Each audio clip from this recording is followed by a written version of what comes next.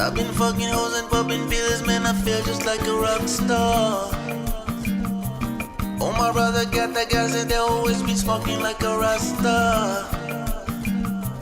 Fucking with me, call up on a Uzi and show up, man, them the shutters. When my homies pull up on the block, they make that thing go rat-ta-ta-ta. Switch my whip, came back in black, I'm starting saying rest in peace to Bon Scott. Close that door, we blowing smoke, she asked me light a fire like a Morrison. Act the fool on stage, probably leave my fucking show in the cop car. She was legendary, flew a TV out the window of the montage. Cooking on the table, making porn, don't give a damn. But your girlfriend is a groupie, she just try to get in. Saying I'm with the band, yeah. Now she's acting out of pocket, try to grab up on my pants. Some two bitches on my trailer, say they ain't got a man. I'm your old brother friend, yeah. I've been fucking hoes and popping pills, man, I feel just like a rock star. Oh, my brother got that gas and they always been smoking like a rasta. Fucking with me, call up on a Uzi and show up, man, them the shutters. When my homies pull up on the block, they make that thing go rat-ta-ta-ta. I've been in the hills, fucking superstar, feeling like a pop star. Drinking Henny, bad bitches jumping in the pool and they ain't got on no bra. Hit her from the back, pulling on the tracks and now she's screaming on no mas. They like savage, why you got a 12-car garage and you only got 6 cars? I ain't with the cake and I just kiss that. Your wifey say I'm looking like a whole snack. $300 in my safe, I got all racks. And the bitches always ask me where the broke at. I've been fucking hoes and popping pills, man, I feel just like a rock star. Oh, my brother got that gas and they always been smoking like a rasta. Fucking with me, call up on a Uzi and show up, man, them the shutters. When my homies pull up on the block, they make that thing go rat-ta-ta-ta. I've been fucking hoes and popping pills, man, I feel just like a rock star. Oh, my brother got that gas and they always been smoking like a rasta. Fucking with me, call up on a Uzi and show up, man, them the shutters. When my homies pull up on the block, they make that thing go rat-ta-ta-ta.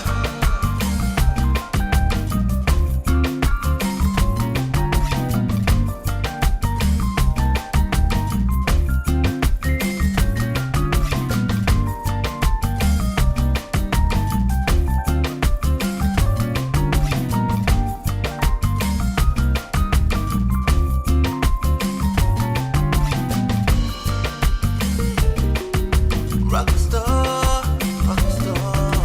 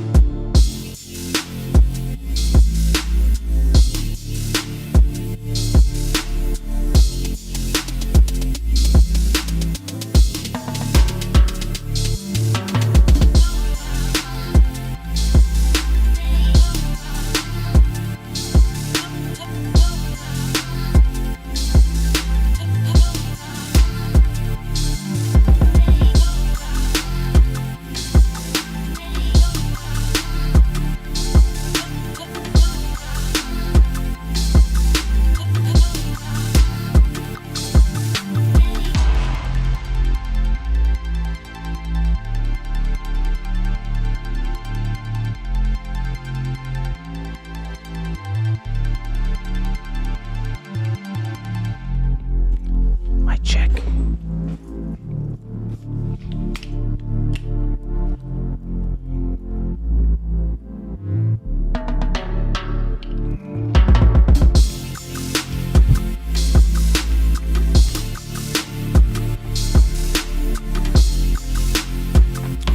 What it does.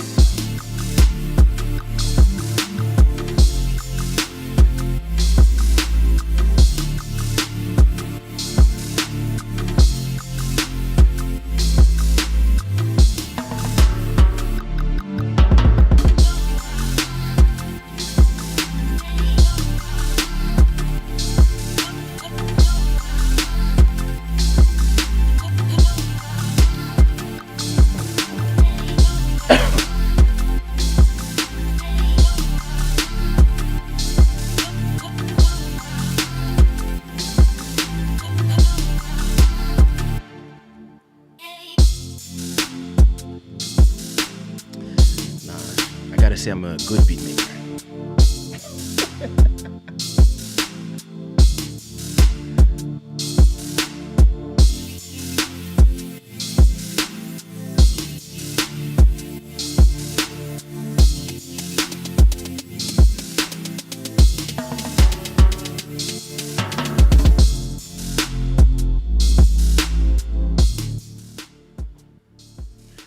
What is up? What it do?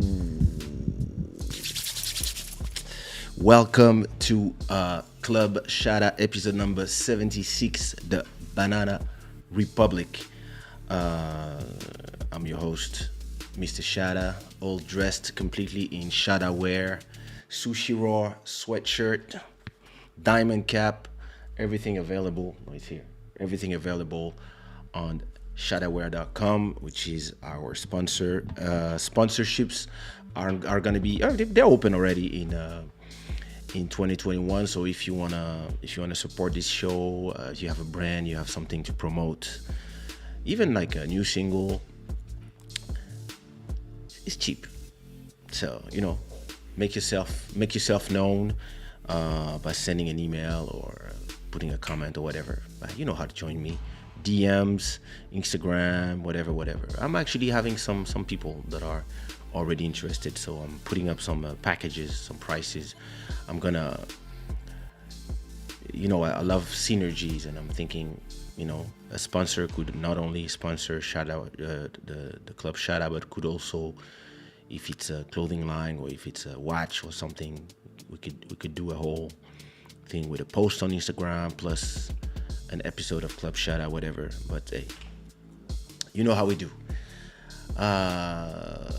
I hope everybody is in good spirit. I hope everybody has spent a great weekend. In Portugal, we're about to be reconfined again. So it's quarantine number 2 in Portugal. I guess the rest of Europe and the US are about to go on quarantine free. So I guess it is what it is. We starting Thursday, we're going on 15 days of quarantine. So I might update Club Shada to 3 times a week, since we're gonna stay home anyway. I probably will do 2 Club Shada at normal times, plus a third one, which is gonna be studio sessions, and maybe more. Who knows? We're all gonna be at home anyway, so who's here? Let me see. Who's here? Hello, dear cousin. How are you? Your show was nice last week. I like the subject. So it was great. We had a great interaction. Gabi's a liar. That's all I have to say. What up, Mike? What it do, brother? Yeah, I figured out. Hey, Jujuzinha, how are you? How's moving? How are you? Are you already? Did you find a way to escape your prison, or are you still there in that strange building? Oh.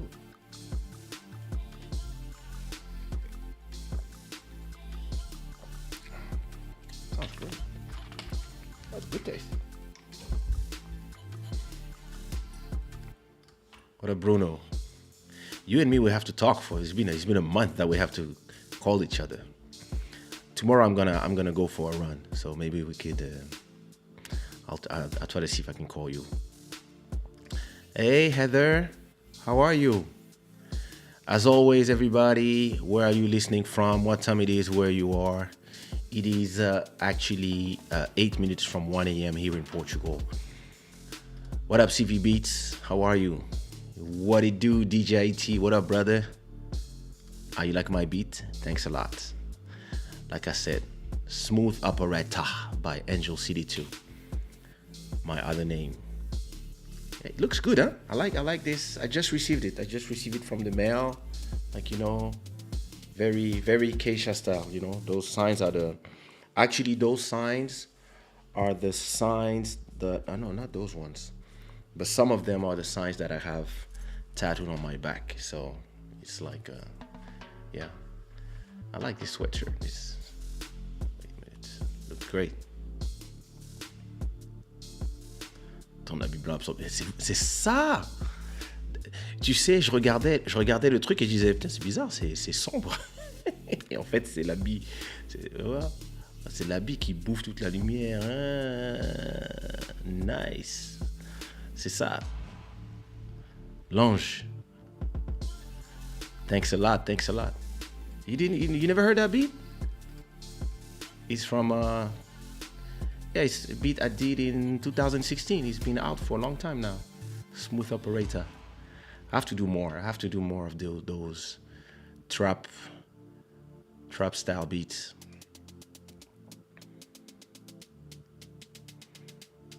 You do.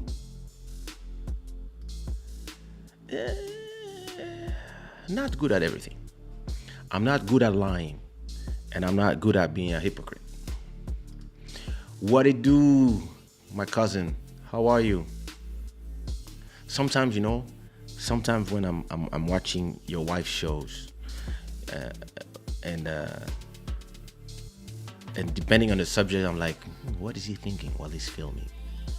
Is he just being a professional and just controlling the e-cam, or is he sometimes wants to say something about all the comments?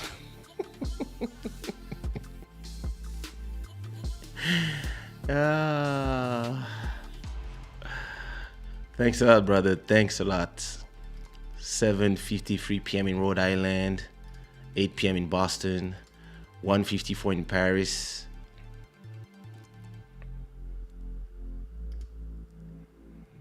Yeah, not too early. Probably, 10, 11.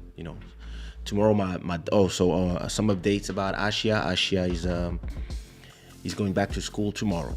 So she went to her cardiologist visit, and they gave her a go. She can go back to school. She just has to not run too much, so she cannot do too much physical activities for maybe until the next visit. So because those things create aneurysm in the heart. So she just has to not do too much effort and continue to take her medication for the next 6 months.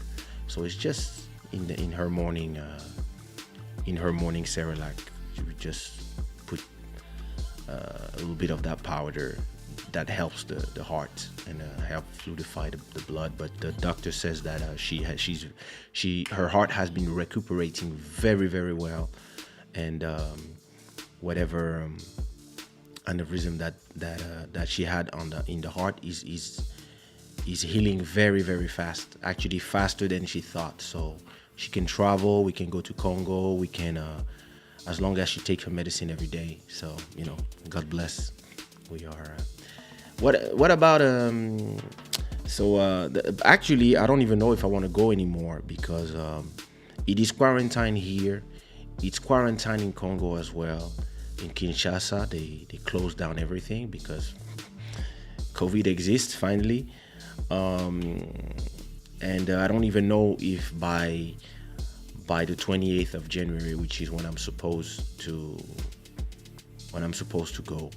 I don't even know if the airports will be. I don't know about the borders. So yeah, I don't know.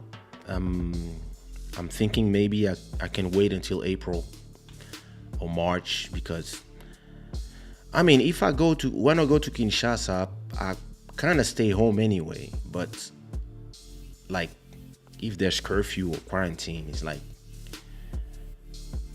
I mean, it's great to be at home with my parents and stuff for 2 weeks, and we have a huge home, a big garden, and it's gonna be great for Ashia. But at the same time, you might wanna, be able to do some stuff.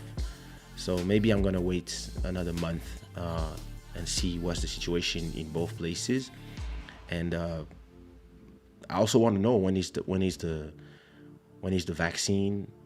vaccination starting in Portugal for. It started already. I think everybody that works at hospital and stuff has been vaccinated. But I'm hesitating because my son is actually supposed to come from Angola after his birthday, so on the beginning of February, and now all these situation might change everything. So I have to see. But the good thing, I can change my plane ticket to any time. So, and since I mean, I could buy another ticket for my wife so we can all go and just stay enjoy the sunshine of Congo. So it's gonna be something that I gotta think about. What up, Azertos? Sit. What it do? Ça va, Yanni? Yeah, I saw that. On distribution, on site. Interesting. Why not? I would say that it really depends how many fans you have. I think it's a little too late. It's something that I've been saying to everybody that I've been trying to do a website. Once somebody has an account on Spotify, and one on Netflix and one on something else, and they have access to everything, and they pay like 10 euros a month. I don't even know if people really think it are really interested in for one artist paying another 10 when for 110 they have everybody. So it really depends what do you propose in there. And your super fans, it depends how many super fans you have. So some super fans might if you have 10,000 super fans who are willing to give you 10 every month, yeah, you're good. That's 100K per month. So yeah, it's really a question of what is in there. Is your catalog worth it for the people who are interested in it?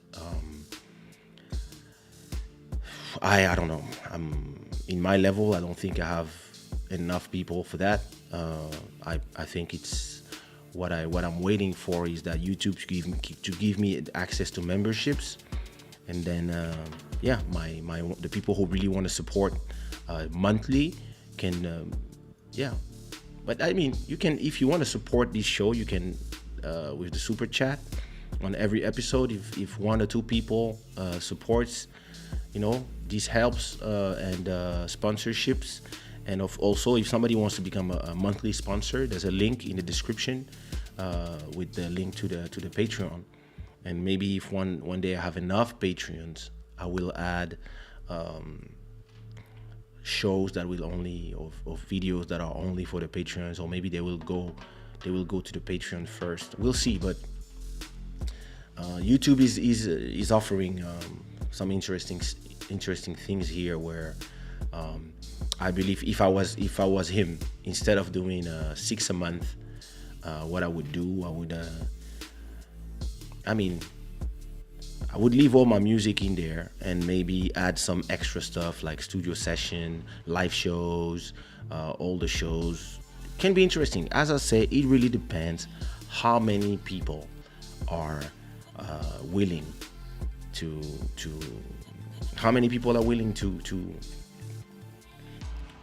to give you that money. I know here on YouTube, some people, yeah, they have like 20,000 people giving them $5 a month, and that's amazing. I'm waiting. I'm actually waiting for. I'm waiting for YouTube to implement this for artists. It's not available now for artist channels. Thanks, Mike. Thanks for the support. And once this happened, then exactly, like if I was him, I would leave all my music everywhere. I mean, that's just me. And then I would do live shows where people can support with the super chats. But I will see how it goes. Because imagine if you ask a fan. Let's imagine a French fan who's a fan of Obispo, then Matt Pokora, then Aya Nakamura, then like 10 people, and you have to pay 6 for each. That's 60 a month. And for a kid or for somebody who's in the middle of quarantine, then you add Netflix, then you add Apple Music or Spotify, then you add cable, then you add this, then you add that. You really quickly arrive to subscription fatigue. So I don't know if it's gonna work, but we'll see closely. Thanks a lot, DJ IT. Thanks, Bruno. Like you say, it's really a prison. I'm still visiting, and I'll know more next week. Nice into the movies. It's a real mess. I'll be next week. Wow. Thing is this, sorry. And I don't know what Castex, the French Prime Minister, has announced, but I don't know if France is gonna be on quarantine again. So you have to hurry up, because if not, you're gonna be stuck there for another month. Well, I think France is in a better position compared to all the other countries, because all of our countries, everybody was scared to quarantine. So when the cases in France now are lower, and especially because they had some strict measures for the New Year and Christmas, here for the economy, everybody was, they kind of like they had some half-ass measures, because people can't anymore, like. But now they're forced to, because everybody came here. A lot of people came here for the holidays, and they all come with fake tests. So it's a mess. She is completely. Me too. Thank you so much.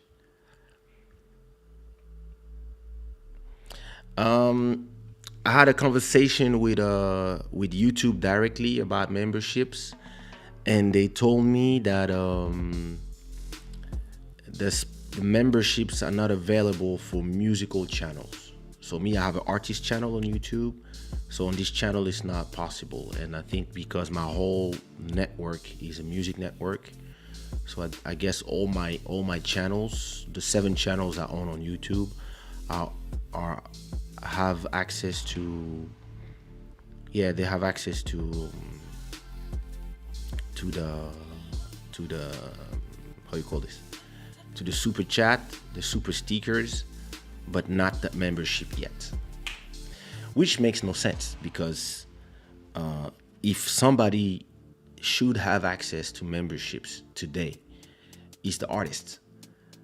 Like, imagine if you have the Club Shada, where on YouTube you pay $10 every month, and this is your support, and you have, like, I don't know, 200 people or even 100 people giving you this every month. For an artist, listen, this will change. This changes it changes everything, because the real people who really want to support you, they will be part of your membership, and they will have a special color in the chat, and they can use special emojis and stuff like that. But the goal here is to be able to support the creators that you want to support. So I mean, super chat is fine as well. Um, I think everybody here supports in their way. Some people listen to music on Spotify. Some people give super chats, like Mike. Thank you, Mike. Some others, they some others will buy something at Shadaware. But it's great to know that if you have a membership, let's say for example you have I don't know 100 members, you can make a show. For example, you can say, okay, I'm going to sing some songs, and it's going to be only for the members, and only the members can come see the live. And this is an incentive for people to pay for shows, especially in a pandemic when it's going to be almost a year now. It's going to be almost a year that the artists are not performing. So that shit's crazy. But we need you to do a compa music. I have one. Check on my album, African Prince, my latest album. There's a song called Ma Meilleure Amie. It's pure compa.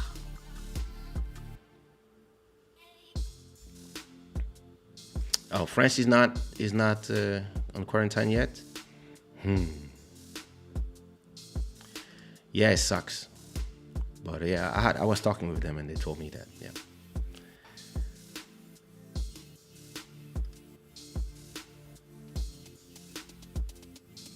Yeesh. That's not a lot of time. But hey,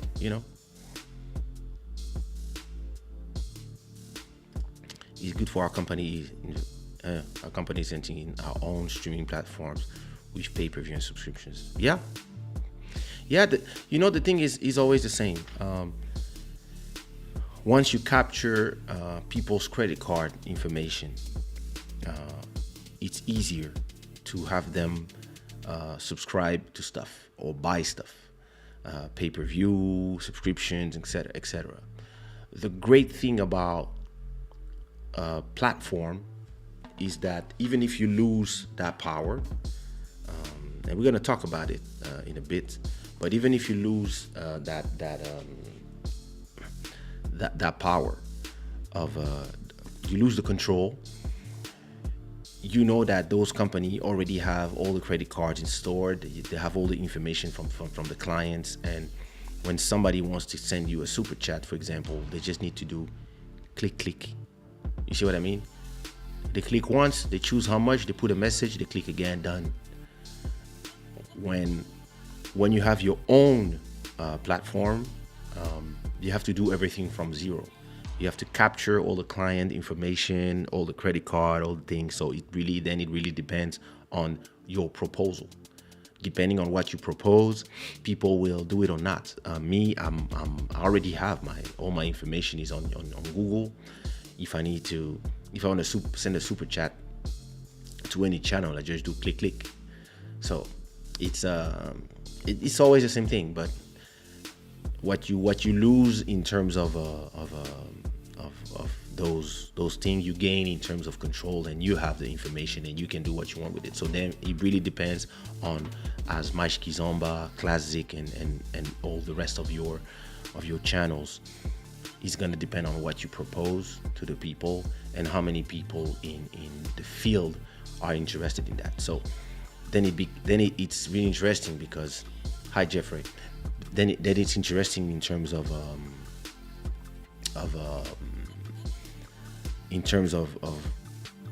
the countries. Some countries like the US are used to giving, and some countries like Portugal, they're not used to that. A lot of people, even artists, I have some conversation with artists, and I remember I was having a conversation with a big artist, and I was telling him, so that was last quarantine, and I was telling him, but why are you doing live shows on Instagram?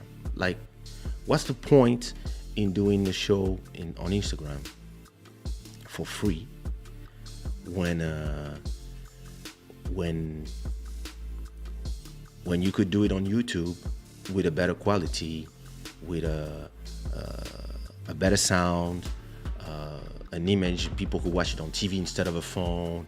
Even the verses, like I don't see the point of doing all these battles on a phone. I understand that there's more people on Instagram, but everybody that has an Instagram also has a YouTube account. So you could use Instagram for the promo and then push everybody to the thing. And sometimes what I do, I remember, if you remember well, in the beginning of Club Shada, I would go live on Instagram, sorry.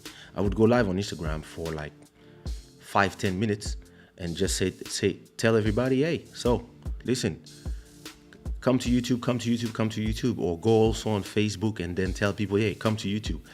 Because everybody has an account in all the platforms, and all you have to do is tell the people this is where it's going on. Why? Because look, the quality is different, and I would not have been able to do this show on Instagram. The quality is crap. So, and I was telling this to that person. I was like, yeah, and you can ask donations, and you can have people even pay for your show directly, or as long as you have like 100 people giving you, I don't know, 10 euros, then it's worth it, especially if you do it every week, or because we were on the quarantine at that time. And interestingly, that artist replied to me, yeah, but I don't want to look like I'm begging. I was like, what the fuck you talking about? So when you do a show in a club or in a big stage, or people pay you as well. The promoters pay you, and they pay you not with their own money. They pay you with the money from the tickets of your fans who paid to see you. So what's the difference? And it's interesting how, why is this keeping coming out my ear? Hell.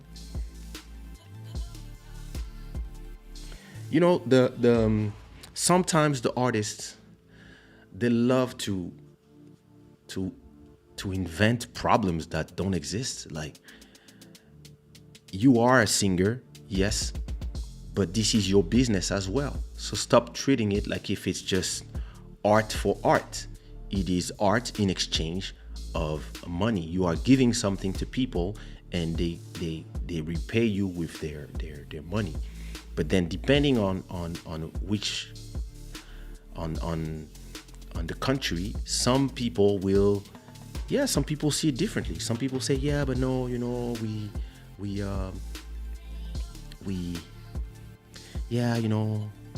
I don't want to have people think that I need that money. I said, okay, well, talk to me when you can't pay your rent anymore, and then we talk again. And yeah, it's always the same thing. Then the same people call me again, like, yo, explain to me how you do Club Shada. What do you use? Yo, I see people giving you super chats and animation. How you do that? I'm like,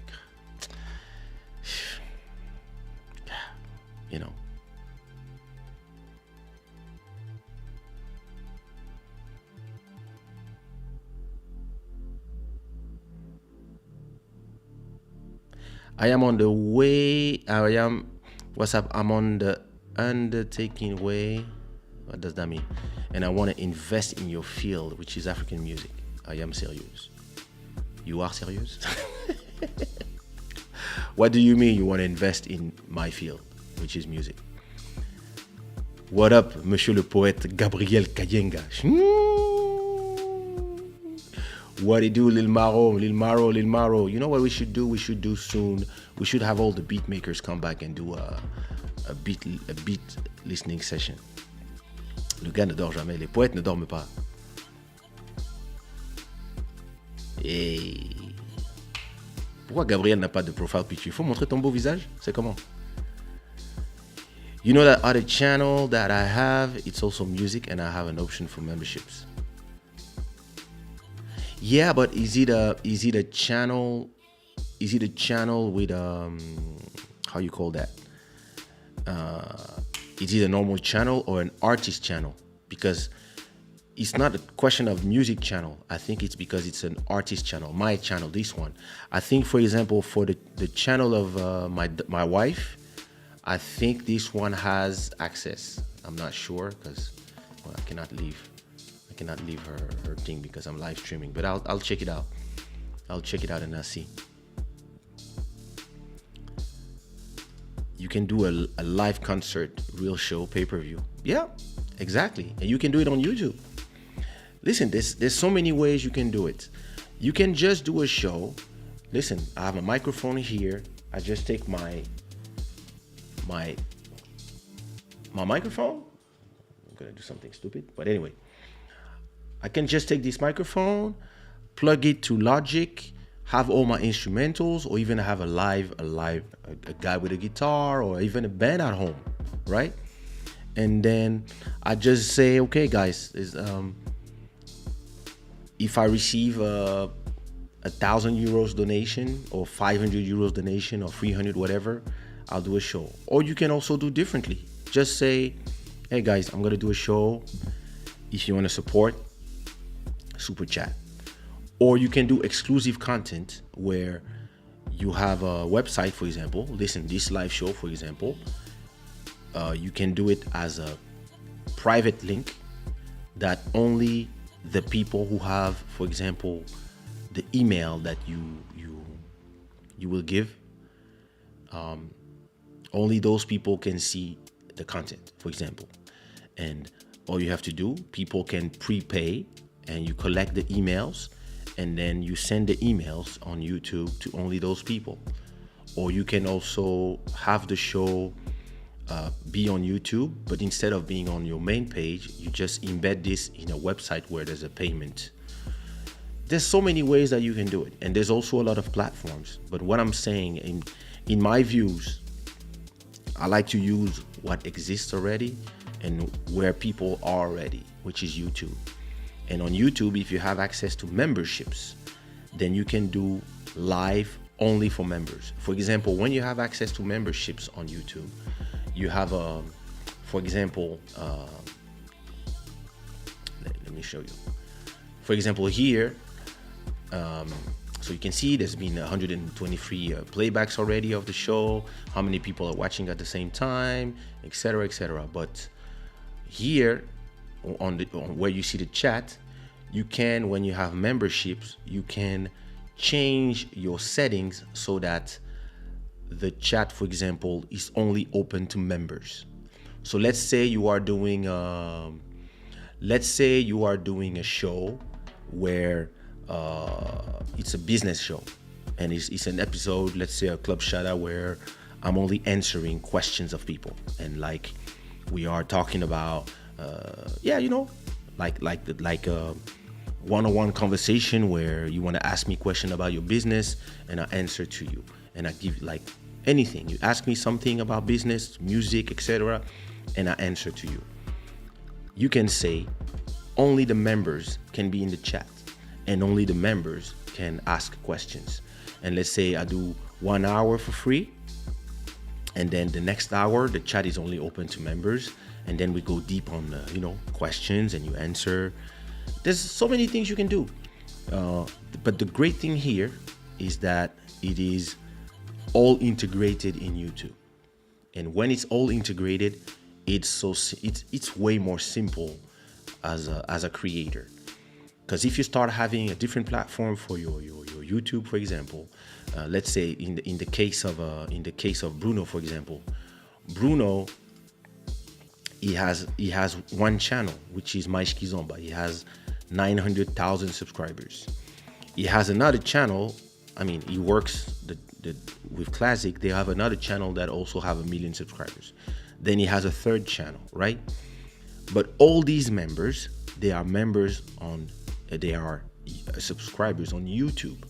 If you do a new platform for a show, you will not get the 1 million people on the new platform. Maybe you will get 5,000, 10,000, 100,000, who knows? But all these people, they have to go create an account, put their credit card information, etc. And that's where you lose a lot of people. If you have access to everything directly on YouTube, and you just go, you say, okay, there's going to be a show by Kalema, a show by Kaysha, a show by this DJ, that person is going to be exclusively on the YouTube channel of Kizomba, and it's only going to be for members. All the fans, they will say how much for a membership, even if I just become a member for 1 month and then I unsubscribe from membership after I see the show. If it's €5 per person, then you can have, if you have, I don't know, 1,000 people who are already in your channel, if you have 1,000 people who become members, you make 5,000. And you don't have to do nothing. People don't have to subscribe. People don't have to, they're already here. And all the credit card information is already inside of YouTube. And this is where the platform becomes interesting. When you do your own platform, like the French artist Pascal Obispo is doing, when you do your own platform, you have to go back from scratch and collect all that information. But the great thing about having your own platform is that all the information is yours, the rules are yours, you can control, etc. So there's good and bad in everything. It's just like the same thing. A lot of artists ask me sometimes, should I put my music video on Bruno's channel, Mais Kizomba, which is the biggest Kizomba channel, right? Should I put it in Mais Kizomba or should I put it in my channel? And I always answer the same thing. If you want immediate access to a lot of people, it's better to put in their channel because then you have access to their customers, but you are feeding their monster. And if one day they decide that they want to remove every video from other people who whatever, or they say that now you have to pay to get in or something because they changed their business model, you fucked. And if you put on your channel that has, I don't know, 100 subscribers, maybe nobody will see it, or maybe 10 people will see it, but then you start growing your monster. And maybe you have a little monster, and then one day in 2, 3, 4, 5 years, your monster will be a big monster. And both ways work. It just depends on what is your long-term strategy. And most people will choose the easy way, which is putting on his channel. Because yeah, they have access to all these people, I understand. So, it really depends. 2021, there is money all over the internet. It's only the individual to figure how to get it. Yep, exactly. Mr. Moto Music, happy 2021, everyone. I hope you are all doing well and your families. Yep, blessings, my brother. Happy New Year. I hope you're fine. I think it must be cold already out there in Canada. You must feel the winter. Bruno, I never have compa videos on Mais Kizomba. How come? Well, I guess it's because it's a Kizomba channel. Yeah, I guess it's more Kizomba, but is there an equivalent of Mais Kizomba in the compa world, or most compa artists prefer putting their videos on their channel?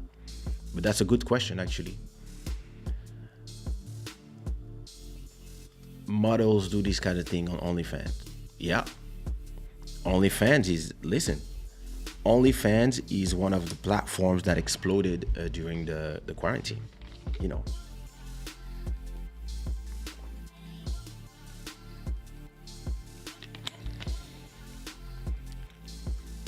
I easily signed up to Netflix, HBO, and Disney Plus and switched from one to the other. So I think there's market for new platforms. I do agree. It really but like I just said, it really depends on the market and it depends on the proposition. If you, depending on what you propose and the budget of the fans. it will work. But you have to understand one thing, Bruno. You are rich. You and I can subscribe to everything and we don't feel it. For some people, they only can allow a budget of 30 euros per month subscription, including telephone. So for those people, it just, hi Stella. For those people, the conversation is different. You see what I mean? So it just depends who is your public and what is their budget. What up, Pierrot? Oh, new subscribers. So you see, it depends. It's really a question of market. So, and as long as you try, you might. Hey, Pedro, what's going on here? As long as you try, then you will see the market. The great thing is because you have two channels representing 2 million people. There's probably some cross, but let's say you have so many people already in your two platforms. You can use those platforms to promote your new platform. And yeah, listen, if it works, it works. Like, you know, when I started Shadaware, I was using a tiers platform. I was using Redbubble, and you know, I was selling and I was making the t-shirts and stuff, but it was in the marketplace. So it was not my website, it was Redbubble/Kaysha. So people could come to my t-shirt and from my t-shirt go to another t-shirt. 2 years ago, I moved shadaware.com to my own platform, and now it's Shadaware. And when you go to shadaware.com, it's my platform, right? And what I lose in here is that I lose the marketplace, meaning that if people don't know shadaware.com, they will never find my products. So I'm using the platforms, YouTube, Instagram, clubshada, to promote the products and send people to the website, right? But what I win is that I have the email address of all my clients. Everybody that come to the website and leave their email, I can send them monthly emails just for them, and they are my clients. So do I prefer the other website or like this? Both. For me, it works for both because I still sell from the old store on Redbubble for the people who just find the product by browsing and they type something like Africa. And at the same time, yeah, I like the control that I have on my production and the products that I can do. So I don't disagree with you. I think it's just a question of who's your clientele. And it's the same thing for platforms. It's the same thing, for example, for music. Do I want to put all my music on my website only, and that people, like, for example, let's say people subscribe for $10 a month and they can download every song I do one day before they come out on the other platforms? Yeah, if I have 100 customers that bring me 1,000 per month, it's worth it. But at the same time, having access to the 250 million subscribers that are already on Spotify, plus the ones on Apple Music, plus the one on Tidal, plus the one on Deezer, it's actually more convenient to just upload to my distribution, give them 10%, and then they put everywhere, and it's available in China, it's available everywhere, and when people want it, people type Kizomba, they find me. So it's really how much work you want to put, and what is the ratio between what you propose and what you get, and how much people are willing to pay. And then it all comes down to who are your customers, because some customers are cheap. They say they support you, but they don't buy your music.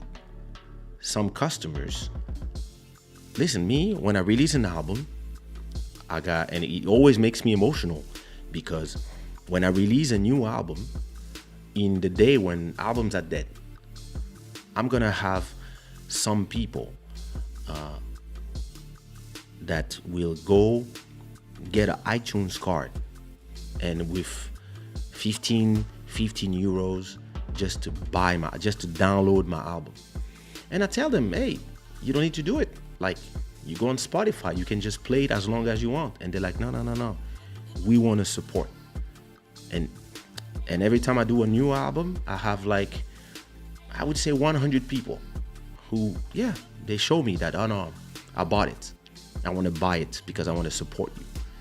And that's when you realize that the value that you are giving to people, they are willing to exchanging for their money.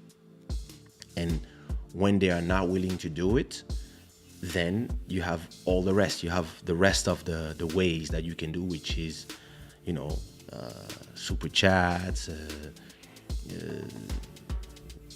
people who are subscribed to all the platforms, and you get percentage of all the money that is made. And it's clearly less, but I guess as long as you have both, yeah, So look,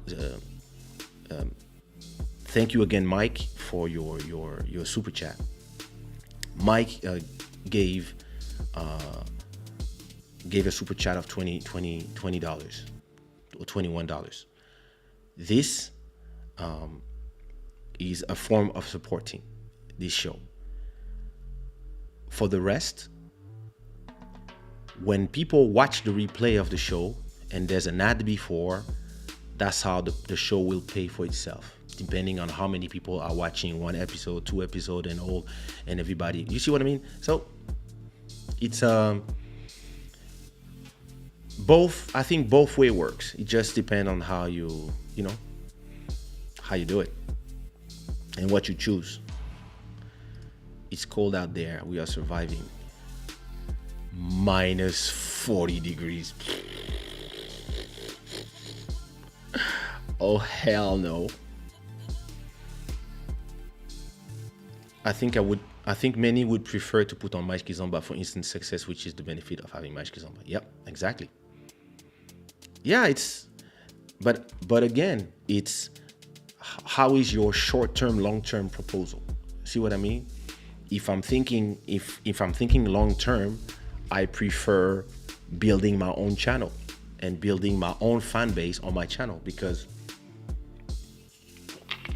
in a world where your only goal is to make shows, which is the world before COVID, in a world where your only goal is to make some shows,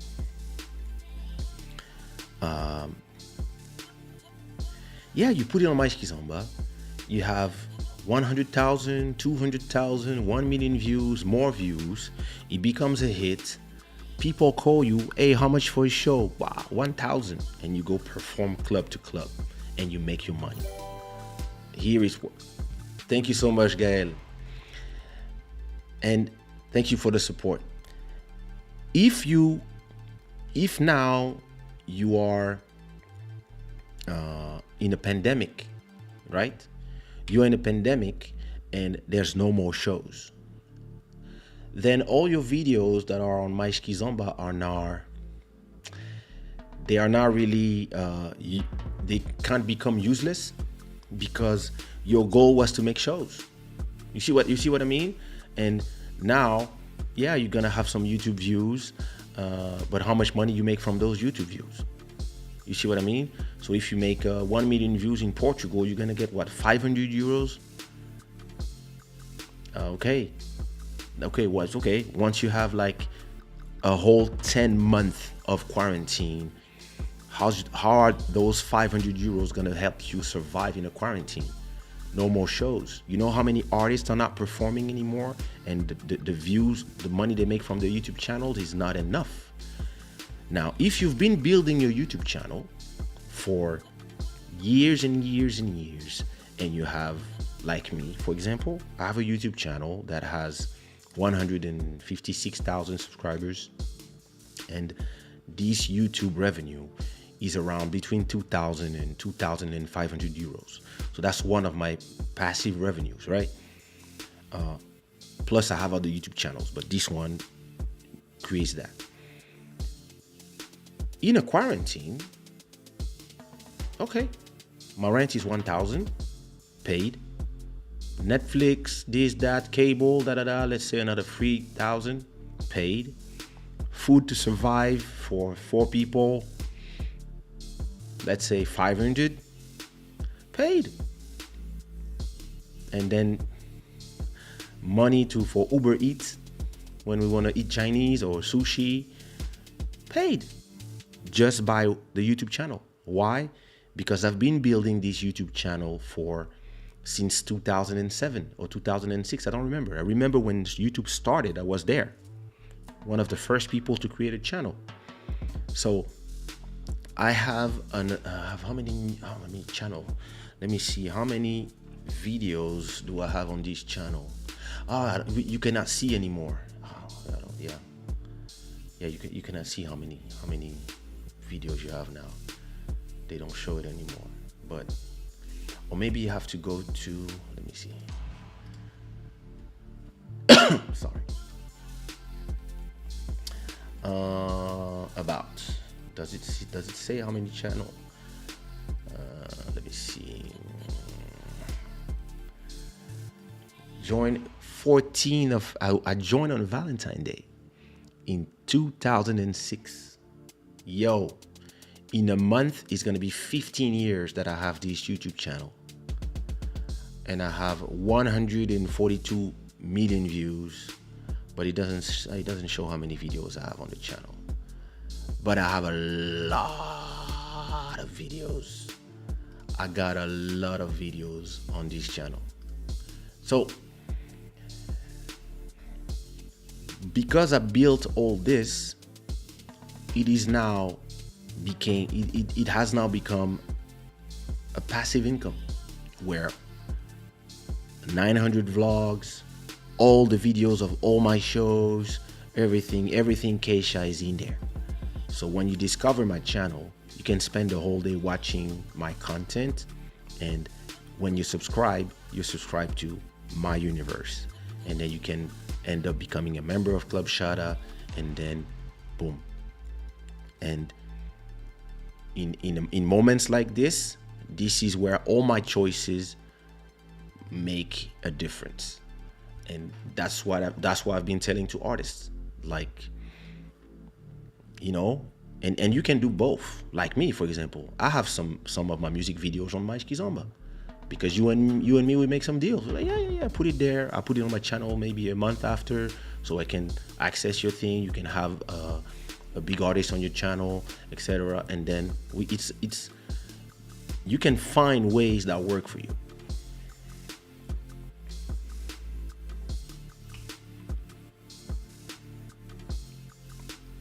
I think, oh yeah, I saw that one already. Maybe a new artist should do both. One video for the big channels and one other for their own channel. Yep, that's what I just said. Yep. You'll have the major platform like Netflix, but there's some room for smaller ones, like more specialized. Indeed. But then again, it really depends on your budget. And a lot of people will not go to the small ones, and they will just go to Netflix. So it really depends. Gael, what up, bro? When is your new single? What is your new single? Long time I didn't hear your music. Long time you didn't send me anything. Gael used to want to make songs with me, but I guess he's too famous now. He doesn't care about me anymore. You know, these artists, when they become famous. Comment ça va au Gabon? I'm joking. Yeah, you swipe for 1-to-1. Me, listen.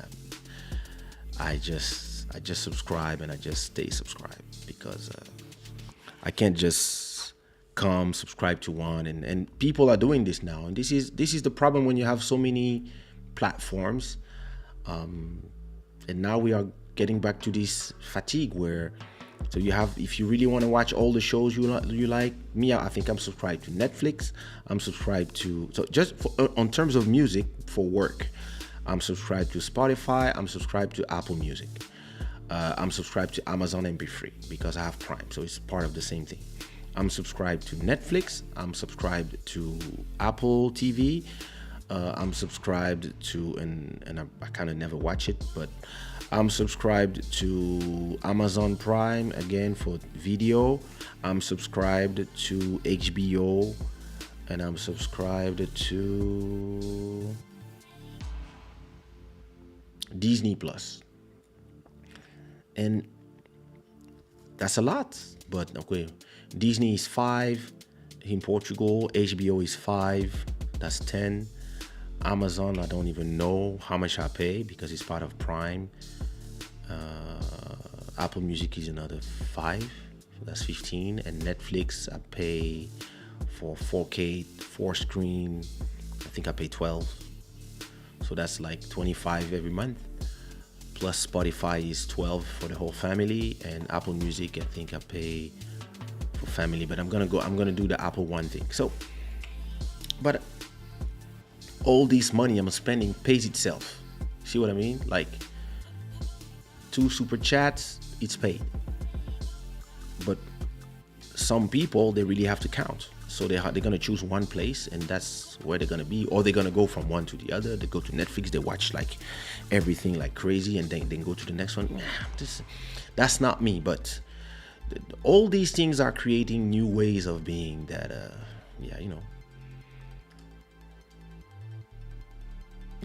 it really depends. Some people, I think the younger people, they just take one, they watch everything, then they take another one, they watch everything, then they cancel, then they go to the next one, and like,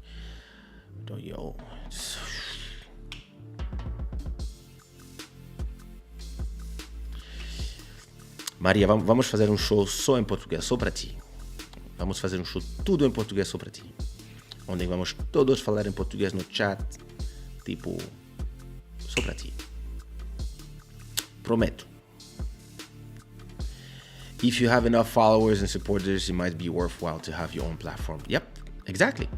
You have 1 million followers, so you can really have that conversation. And even somebody who has 100 followers, if those 100 are super fans and they are willing to support you with their money, you can go to, for example, here, where's my link to Patreon?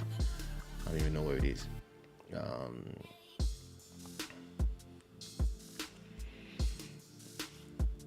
Where is it?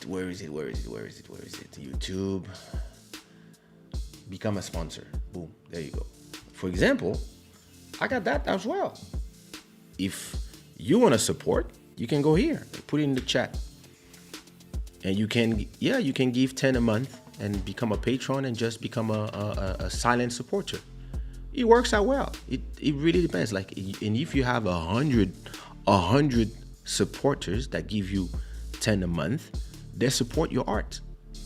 So it really depends on what is the conversation you have with your followers, your listeners, your fans. It depends what is the conversations you have with them, and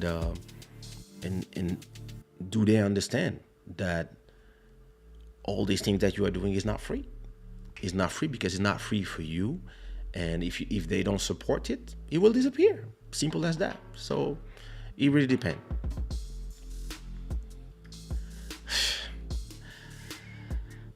Yeah. Listen, I'm going to talk about this. This is the subject of today, the Banana Republic. But yeah. That's, I guess this is listen, when you have millions and millions of tens of millions of people who support you and can create an insurrection, if in terms of justice he doesn't get indicted for something, and he doesn't, I don't know what he risks, but Yeah, that's the next move. That's the next move. But we're gonna talk about that just now.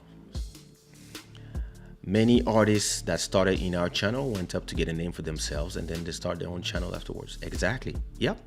That's a good strategy as well. It is true. A lot of people, a lot of labels. We talked about this. Some labels, they were very happy to be with you, and then, yeah, they then started their own thing.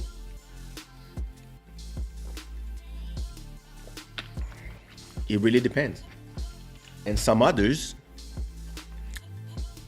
they had a momentum on your channel and then nothing else.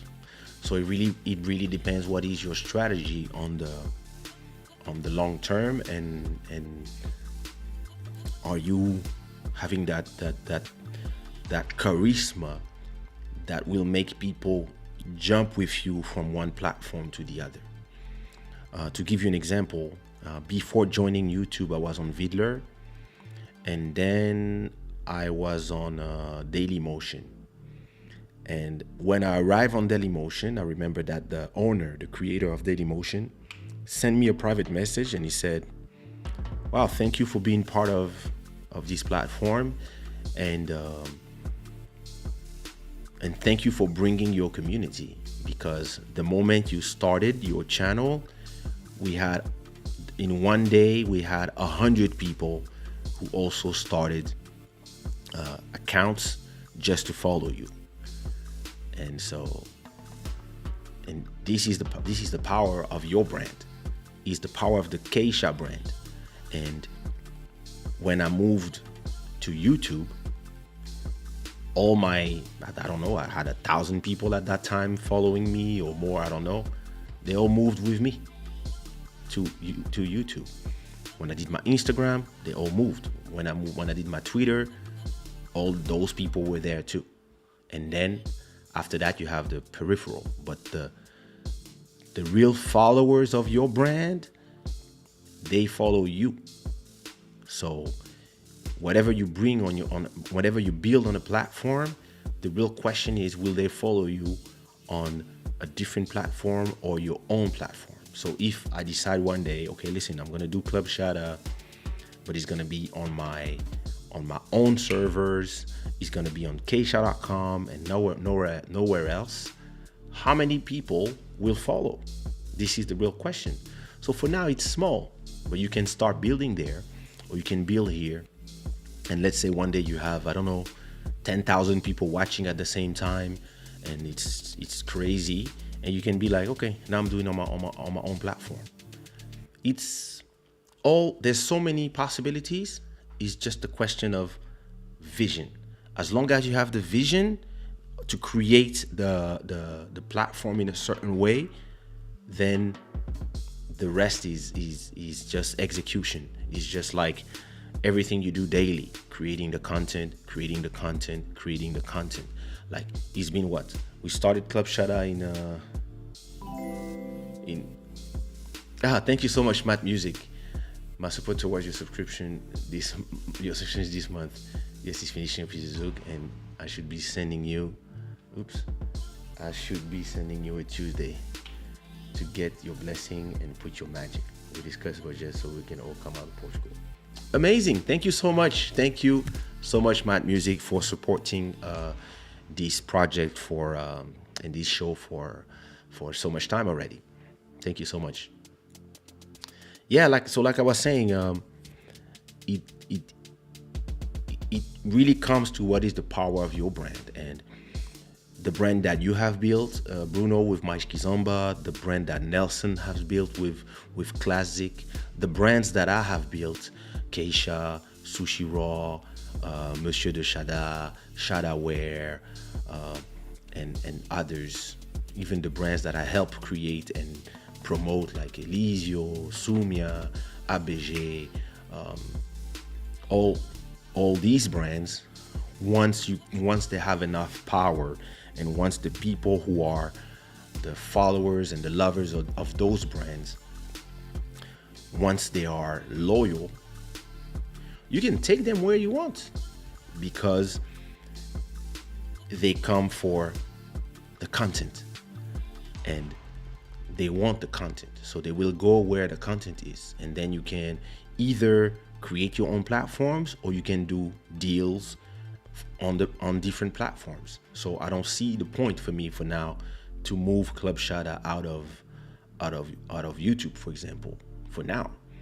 But from this, I can talk one day to Netflix, because they will see like, oh, okay, you're a popular person, so what could you propose us, or Amazon or whatever, and depending on the budget, then you can start creating stuff. So because the brand Kaysha is a strong brand, this is what makes the difference.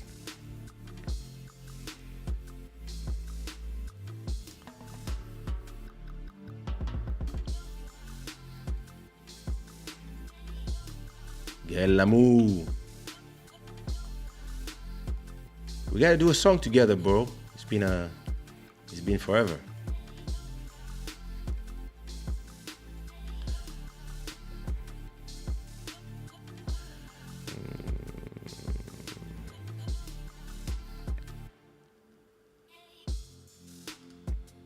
I'm trying to be like you. Like who?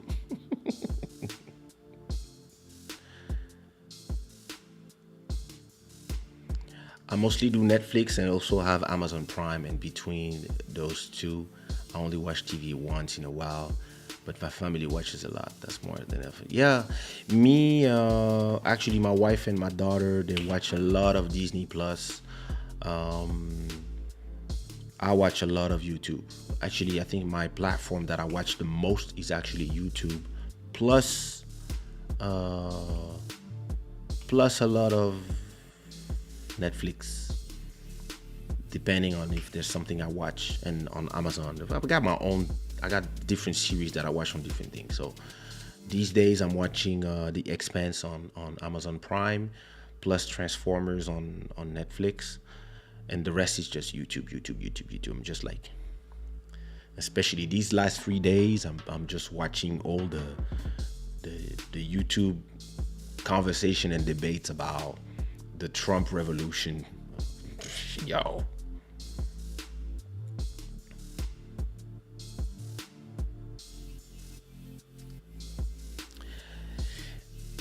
It really depends, because depending on the cultures, in Portugal, for example, people will be willing to pay to access the content in physical form. So they will pay to go to Coliseo, which is one of the popular. It's a concert venue where you can put, I think, up to 6,000, 7,000 people. But depending on where, the same people who are willing to pay for a ticket to go see you face to face or whatever, they are not used yet to pay for the same thing digitally. And then it really depends from country to country. In the US, it's such a normal thing. So Erykah Badu, she made her show. You pay $3, I think, and she has like 100,000 people watching. So that's 300,000. If you do the same here, I don't know what are the numbers. It really depends from one artist to the other. So, but because everybody has been staying home, people are developing this anyway. So there's a lot of platforms that are being developed, especially for this, to be able to do performances online. A lot of artists are on Twitch, doing shows on Twitch. Me, since the beginning of the quarantine, sometimes I think, would I do a show? I sing some songs on my YouTube channel. Would I make people pay, or would I just let people just send super chats? Like, I don't know. Like, I probably would do it like this way. I would just be like, okay, this is my setting. Tonight I'm just gonna perform some songs for you, and it's open for everybody. And if you want to support, you support. If you don't, it's all good. But the difference then would be that I would know how to monetize the videos that I do after. I would cut them in little videos. I would have the whole show as one thing, then all the songs, as if I do like 5 songs, I would have all those 5 songs in 5 different videos, and then that would be content for my channel, because I'm on a content strategy. Some people, a lot of artists, they are on a performance strategy. So me, I perform so much in my life that, listen, me and Mike, I don't know if Mike is still there, but I think we started performing in '94. I was 18, Mike was 16. I think, yeah, it's 94. Wait, no, 94 was 20. So 92. In 92 we start performing. So I've been performing since 92. So I don't see all these things the same way as performers. So to me, I don't mind just taking my microphone, putting my auto tune here, and doing a show with a guitar, or doing a show with or just doing a show in different ways. Like I don't mind, because I'm not anymore in the performance business. I made shows for 25 years, and I'm not saying I'm not going to do any shows anymore, but I used to do 2 shows every week. I used to take the plane or the train or a car every week. I don't anymore, and I don't miss it, because it's like if I drank 10 of those bottles and I'm done drinking. See what I mean? I have different dreams now, and to me, my strategy is content, because the content is the king and the data is the queen. If I own the content, I don't mind not owning the platform, because even if YouTube shuts down or shuts me down, I can take all my videos and upload them somewhere else. On my own platform or somebody else's platform or another. And because I own all this content, and I see the amount of money that you can generate monthly by owning the content. Whereas other artists, they are just trying to do content so they can generate shows. And so for them, the question today is, oh my God, how am I going to make shows? Oh, there's no more places. So a lot of these artists are going to Africa, because this is the place where COVID has not exploded like in the rest of the world yet, or hopefully will not. But now some countries in Africa are closing, like Congo, for example. A lot of artists were going in Congo to perform, because in France they could not. And now Congo is on curfew as well. So no more shows again. So for these people, because most of these artists, they don't own their content, they're signed to labels. So for them, the goal is always, where can I make a show and how much people are willing to pay per view. For me, it's a really different proposition that I'm doing. My proposition is, here's content, and the more you watch content, the more you create passive revenue for me. But it's because I have a lot of content. I have 500 songs. I release 1 song every week. I release 2 videos on YouTube, 2 live shows every week.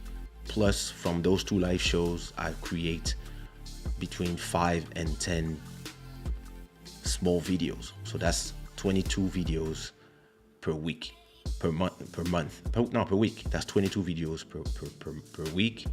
That's in a month. That's 40, more or less. That's 40 videos in a month. 8 live shows, 30 to 40 clips from this live show of all these conversations that we are having, plus 4 songs. All this is a catalog that is growing, and the more the catalog grows and the more the number of people are watching this catalog, the more it generates revenue, not only from the super chats, from the Spotify streams, from the YouTube streams as well.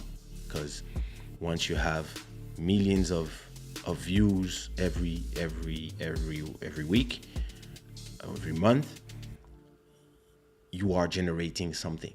It's a content strategy that I'm doing. So it really depends what is your strategy as well. I have an old account with almost 5,000 subscribers. I opened it in 2006. What you mean? What are you doing with it? Why didn't you use that one?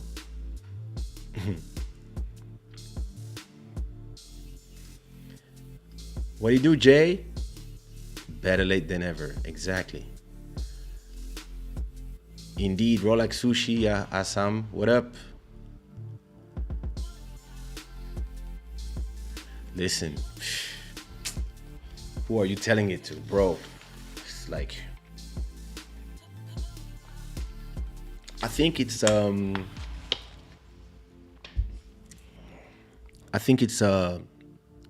probably a business issue with the labels, the big labels. But yeah, I would love for us independent to have that. It would be perfect for Club Shada. Listen, if there was a way for the people who want to support this show to, on top of the super chats, to be able to just give 10 per month, that would be perfect. Because then if you have like, yeah, you have 100 people, there you go. Like, you can create content for that is supported by that. And there's a guy, he has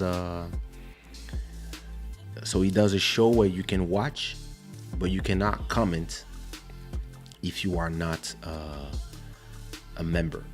And the membership is $5 per month. And I was watching his live. He was just playing a game or something, and he had 50,000 people in the chat, and only members. So I was like, wait a minute. He makes 250,000 per month just on memberships. Yo, yo, gamers are making money. Trust me. Let's go, baby. Great advice, Kaysha. What about the underserved African market? In a few years, the market power will move to the continent. Listen, the owner and creator of Spotify said in an article that Africa is their next bet. Last week, you were not there, Tony, but last week we had a conversation about the unbanked. So all the people in Africa who don't have bank accounts, and all these companies, they are trying to find ways, because all these people have telephones, to put an app in there so it can become the way to replace currencies with digital payments. And like, this is the next thing in the next 10 years. And it's the same thing for growth for Spotify, Apple Music, Google, Tidal. All these people, they know that Africa is the place where they will generate the next big amount of subscribers, because the market is actually open for, there's a lot of small players. I have a friend who has these basics. There's one in Senegal, there's one in South Africa, etc. But Spotify, Apple, Google, Amazon, these people are so big that when they arrive in the whole continent. And when they do, all the artists from the continent will not be forced to sell music to people from outside the continent to make money, because you cannot really have a Spotify account if you are in Congo. It doesn't work because you cannot open one. But once they find a way to, I think Spotify is in only 4 countries in Africa. South Africa, probably, I don't know which one, what else, but I know South Africa is one of them because I see the streams coming from there. Well, let me see. Wait a minute. check.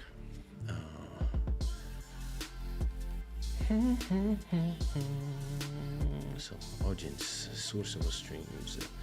There you go.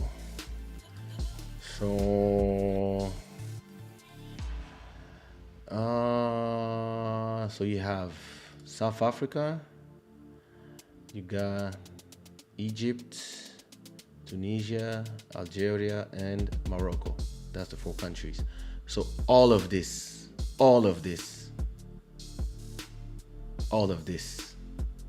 doesn't have access. And China as well doesn't. I think Russia is the new place now. And look, I have already in Kazakhstan, Russia, I have already almost 700 people who are listening to my music monthly. So, but how many fans do I have here who don't have access to my content, to my music? I mean, they listen on YouTube, but can you imagine if all these people now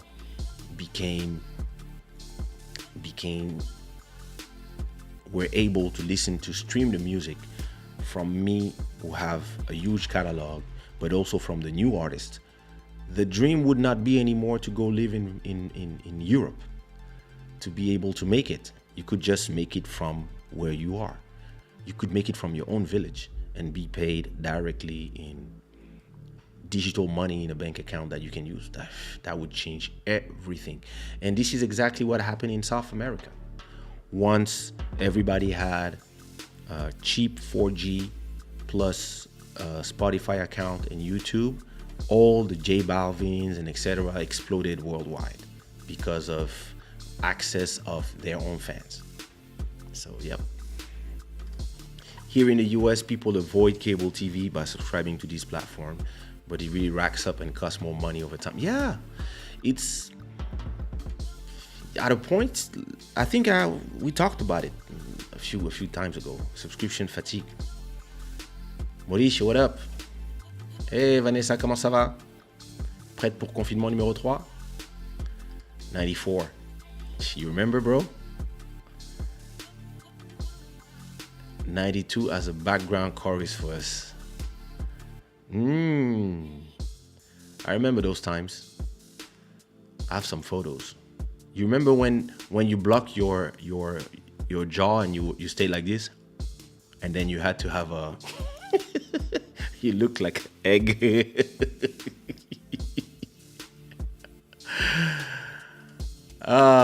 My cousin share with you. Hey, thanks, Tony. Don't forget to subscribe and click the notification bell so you can be part of the Shada gang. What it do, Pina? So what about your album? Is it finished? Your EP? You had that project of an EP. Is it finished?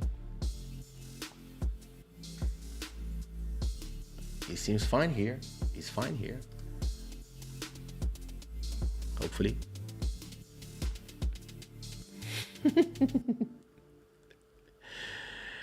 You could create a second channel and make it for entertainment, not music. Yeah. That's a way that you could do it. And use memberships on that one. Yep. But like I say, then you have to create a subscriber base out there. So, but I can wait. I'm okay. I have a. I'm a patient person. I like to build things. I believe that when Club Shada becomes a show where you have 5,000 people watching every day, it will create something different. There's always some new subscribers. There's always some new people coming, and the people who come, they stay, just like you, And thank you again for your support to all of you. By the way, the new YouTube feature, you can select a premiere or live stream to redirect at the end of another live. Yeah. I saw that. That's nice. It would be good to design a spot where people could perform live in different countries. Yeah, you could. There's, everything is possible. That's what's amazing. Everything is possible. We are in special times, and in these special times, everything is actually possible because live venues are are dead, and until everybody is vaccinated and or everybody accepts to be vaccinated, it's gonna be complicated. So online, there's really possibilities. I was talking to a friend of mine who's in Brazzaville, and he was telling me that with the confinement they cannot perform and etc. And I was like, listen, take your YouTube channel, take your iPhone, go to your club or your bar, just with the band, and do a show live, or film it and then put it on your YouTube channel as a premiere and start doing it often and watch the subscribers grow. Like, there's ways to do it. It's just that you have to accept to forget and unlearn what you have learned and forget your ways, your old ways. Once you do that, it's new. It's been a month or something. We need to position ourselves to our own market. Basics music is an inspiration, yes. We just need to have a local strategy. Yep, that's something I've been telling our boy from Basics all the time. I'm like, you have to have a way, but the hard part right now is have a way for people to pay for the subscriptions and have a way to retribute everything to the local artists. Then they start realizing that, there's a way to make money other than performing. I remember, I like that. I remember when I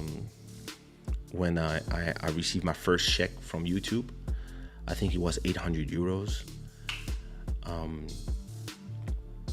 It was in 2008 that they put me on the monetization program. And it was for 1 month of YouTube views. And in my head, I was like, wait a minute. My rent is 900 or 950.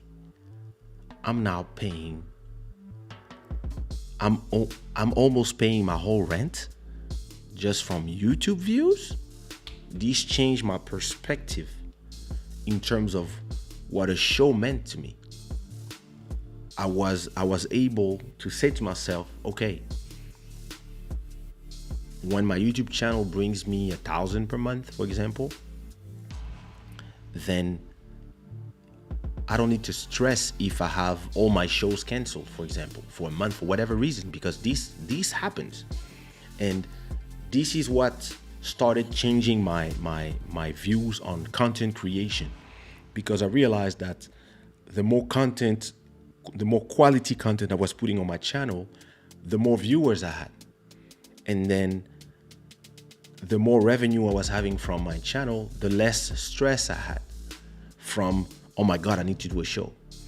And when you are not stressed of, oh my God, I need to do a show, then you can say no to some stuff. Because there's some venues where you go that are deteriorating, I don't know if this word exists, for your brand. And some places where you're supposed not to go. And there's some prices that you should not accept. Because if you accept some prices, then people will not pay you the price that you think you are. But if you have no leverage and you need to eat or you need to pay your rent, then you start accepting those 300 euros, 400 euros shows because you don't have a choice. When you know that your rent is paid, when somebody tells you, well, I want to have that, I said, no. Yeah, we don't have money from, so don't call me. Oh, I see that you fly business class, but you know that, nope. Yeah, but with it, so don't call me. Because when you go buy a diamond ring or some necklace to your wife, you don't negotiate with Cartier or wherever you buy. And if you don't have the money, you go buy the zircon. You want to buy me the diamond, you pay the price. to be able to talk like this, first your brand must be on a certain level, and you have to have that backup where you know that even if you do 0 shows, you're not gonna die of hunger. You know that you're gonna be fine. And the moment my YouTube channel was generating 1,005 per month, I was like, yo, even if I just do 1 show and I get paid 1,000, I'm good. My rent is paid, my electricity is paid, my cable, my Netflix, my this, that is paid. And with the money of the shows, I can go to the restaurant, to the movies, and then the next month, here we go again. And maybe if I do 2 shows, I can even save some money or invest money in the music video stuff. And then you are on a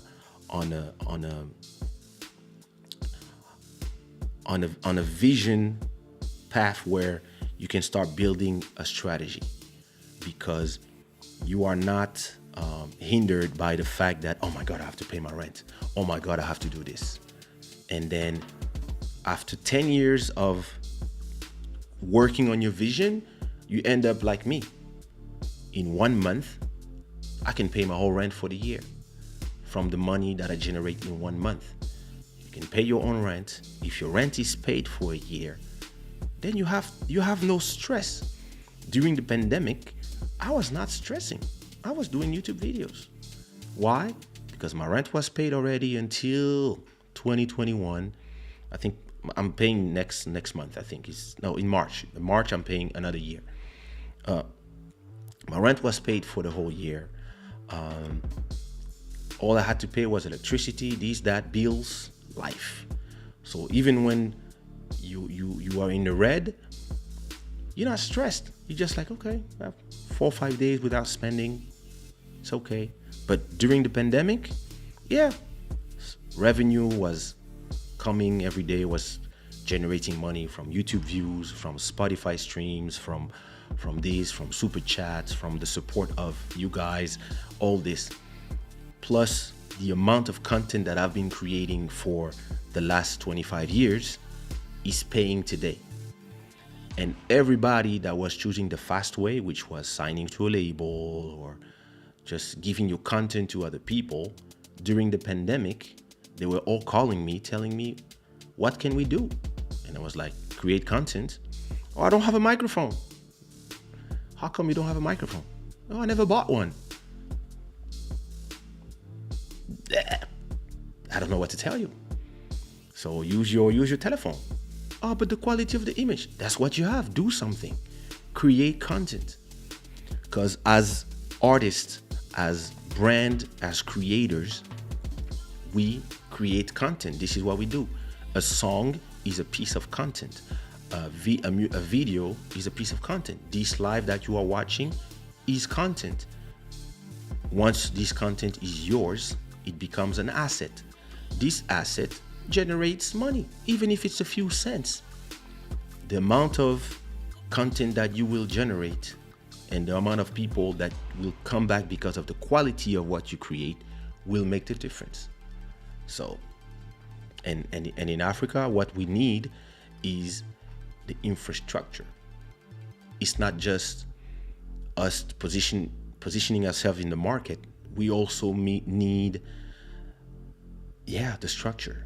Like, we need a robust internet. We need robust platforms that are really not only just creating something for the sake of creating something, but there must be a reason for people to go there, because they realize that, oh, we are generating money and these platforms are paying us.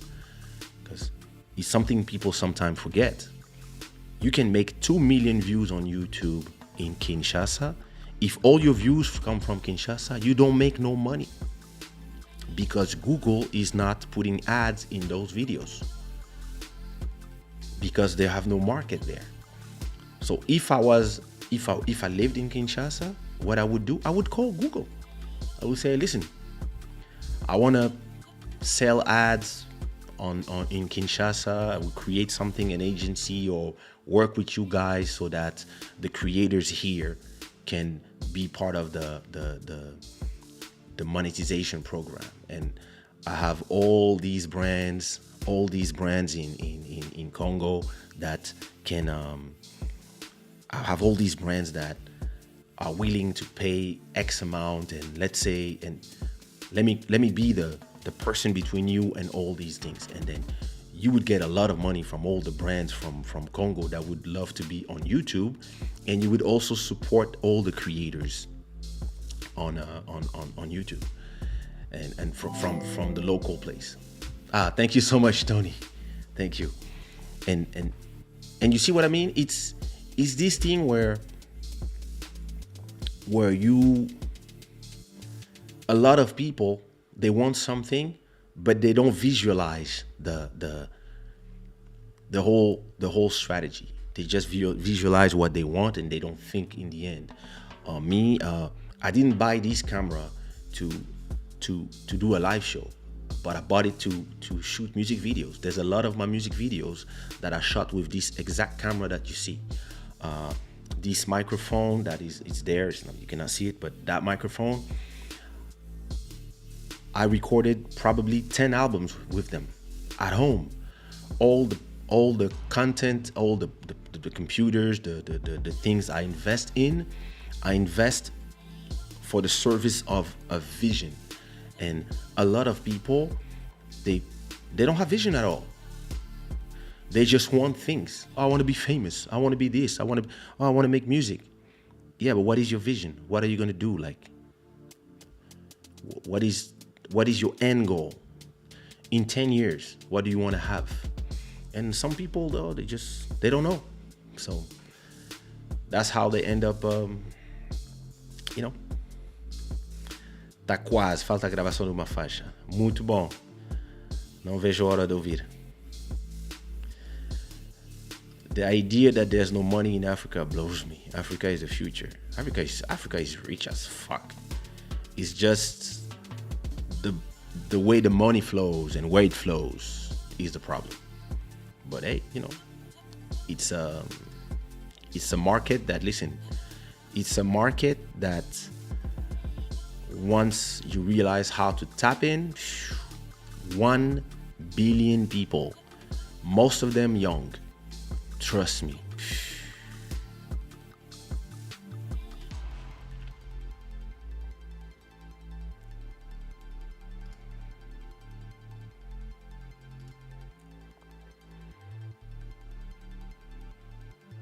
Listen, Google Ads in Congo, the person who brings that, it's something that I was talking about with Bruno at a point. We were thinking of, creating an agency to talk with Google for Africa, for Portugal, for you just interface and you take a percentage. You take 10% of all the money that flows. That's how you make money in the shadows. People, all these people believe that money is made by being the star. Listen, even those guys that you see, those guys, the Justin Timberlakes, the Bruno Mars, all these people that you see, they make a ton of money. They even the football players, Ronaldo, they make a ton of money. I'm talking about millions and tens of and hundreds of millions every month or every year. But somebody pays them. That person in the shadow, if they pay them, it means they make 10 times what they pay them. And it really comes to one question. Who do you want to be? Do you want to be a football player? Do you want to be playing defense, goalkeeper? Do you want to be the number 10? Do you want to be Ronaldo and be paid more than everybody? Or do you want to be the guy in the VIP section of the stadium who owns the team? The guy with the cigar, who pays all the players? Do you want to be the guy who owns a stadium? Or do you want to be the FIFA? And in every step that you go up, you make way more. than those who are just the stars. And it then comes to, where do you want to position yourself? You have to understand one thing. When I made my song Kaysha on Dikwa, which is one of my biggest songs in the African continent, I was making a ton of shows, but I was also starting my label Sushi Raw, and I signed Sumia, I signed Elisio, I signed Tia, and from Ondikwa I was making a lot of money from a lot of shows.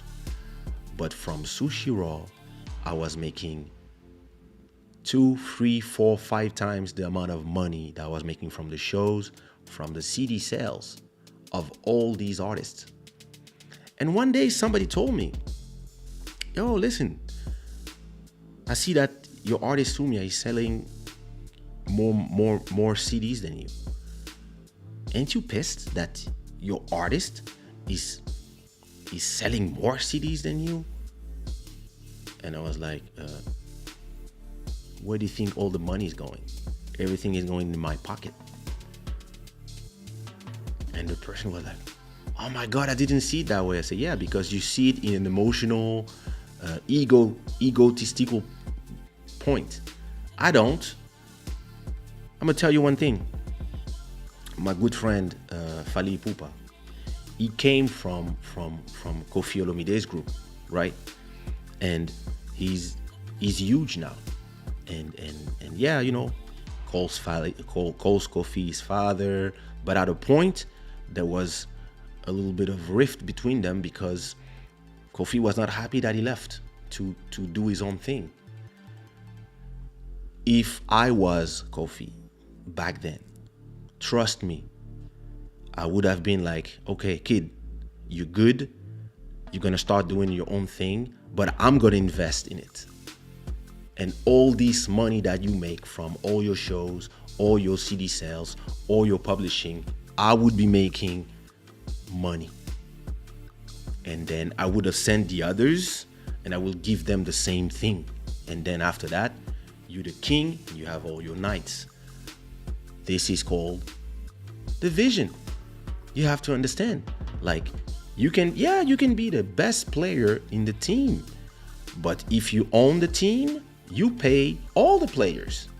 So you make all the money, way more than all the players, because you can pay all of them. And if you own a stadium, every time there's a game, you sell all the seats, you sell the hot dogs, you sell the Coca-Cola, you have the restaurants, you might even have the stores, you sell the t-shirts, you sell... A lot of singers, yeah, they just want to sing. Okay, sing then.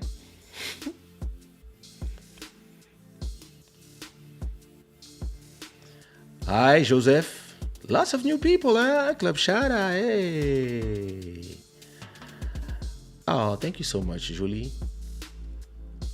We're gonna do a special Clubshada, Julie. We're gonna go in your industry and we're gonna see how money is made. I'm gonna do a whole episode about the business of that business. Don't worry, I'm on it. What up, Master Electronic? Boni, DJ Galas, what do you do? Are you still in Cape Verde?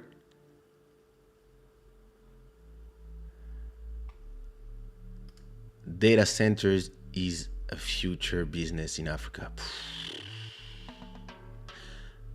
Yo, especially with all the sun that you can like have like a solar farm. Listen, I have not far from Kinshasa, I have four hectares of land. There's nothing there yet. My mother bought 200 hectares and I have 4 for me, and we bought for the people who work for us, for all the drivers and the people who work in our house. We bought them also some land so that they can also start, generating their own fruits and crops and stuff. And when I'm thinking about my land, that's exactly what I'm thinking about. Solar farm, data farm, all these things. In 10 years, 20 years, watch me.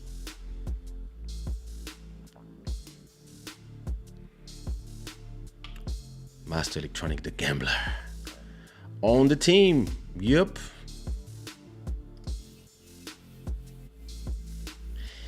Yeah, maybe. Hey, Malcolm Beats. I sent you some message, you're not replying. I was like, yo, where's my bro? I be scared about you. How are you feeling? How's COVID, bro? How do you feel? You back Wednesday? Just back for the quarantine. Perfect. Ah.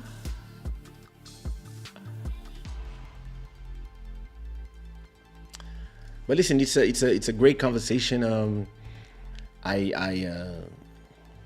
as always, Club Shada starts. You think you're gonna talk about something, and then you go somewhere else.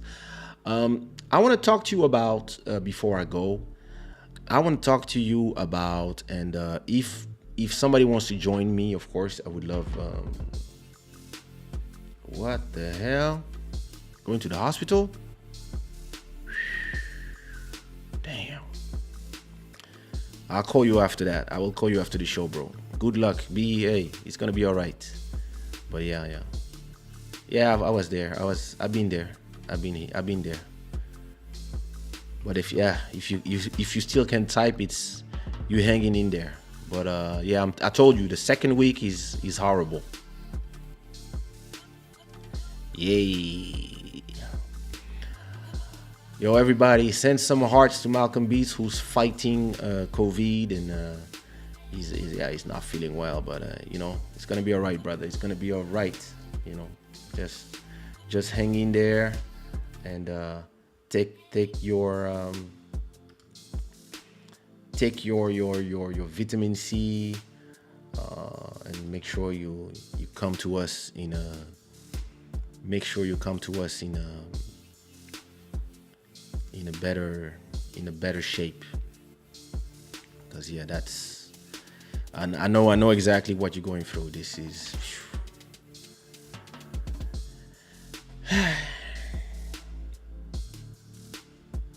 so did you see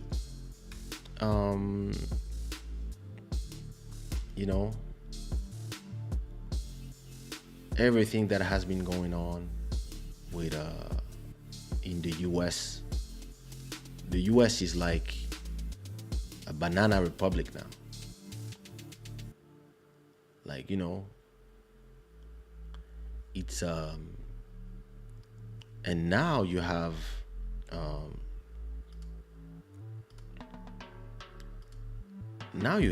like look,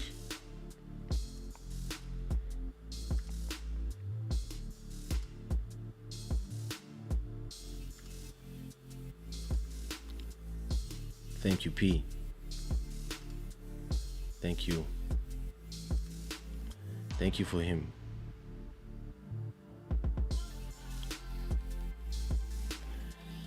Could you please do a live concerning the music industry, from the creative part till the business part? That's that's something that I should do. Yeah, maybe I'll do it next week if the news doesn't force us. But yeah, I will. It's been something that I've been thinking about for a long time. Everybody's sending some force to Malcolm.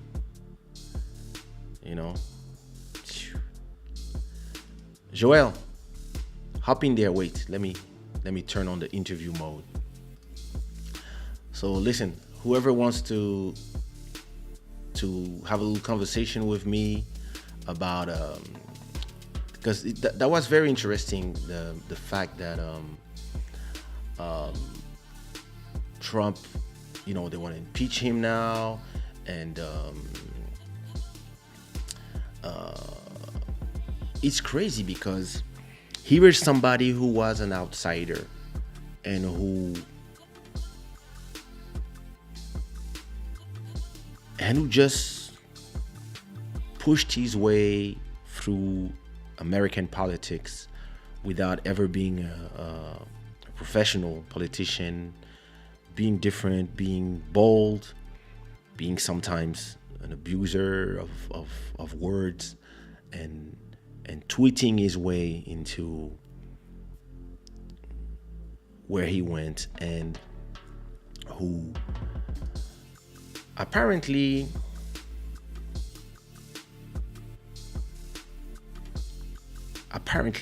went too far because he thought that there was no limit, but there is one. The limit is that, you know,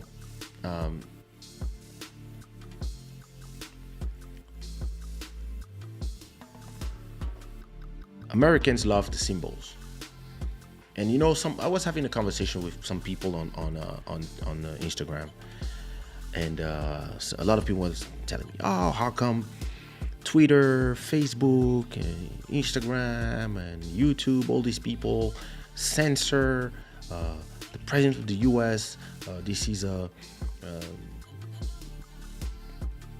First Amendment. He must have the liberty to speech, etc., etc." And I was like, "Yo, those are private platforms, and all these things that you are talking about, like freedom of speech, don't apply to private platforms like Twitter, Instagram, Facebook.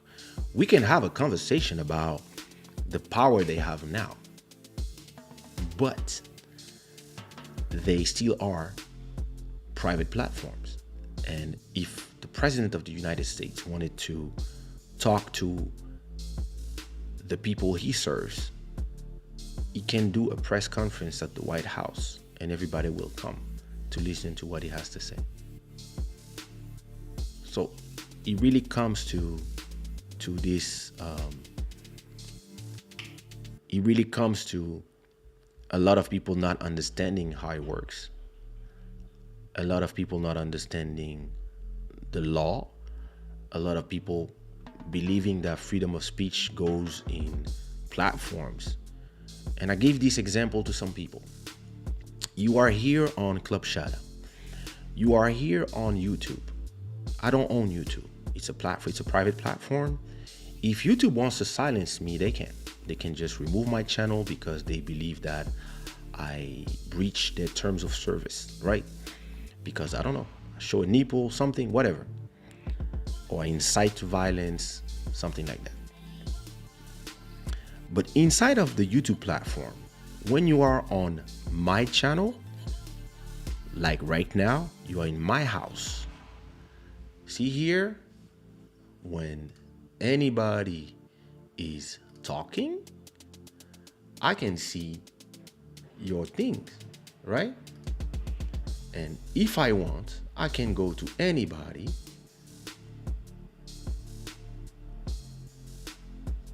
remove your comments or block you. I'm not gonna do it to nobody, but I can block people. Why? Because this is my platform. In the platform, this is my platform. This is a place where I intend for everything to be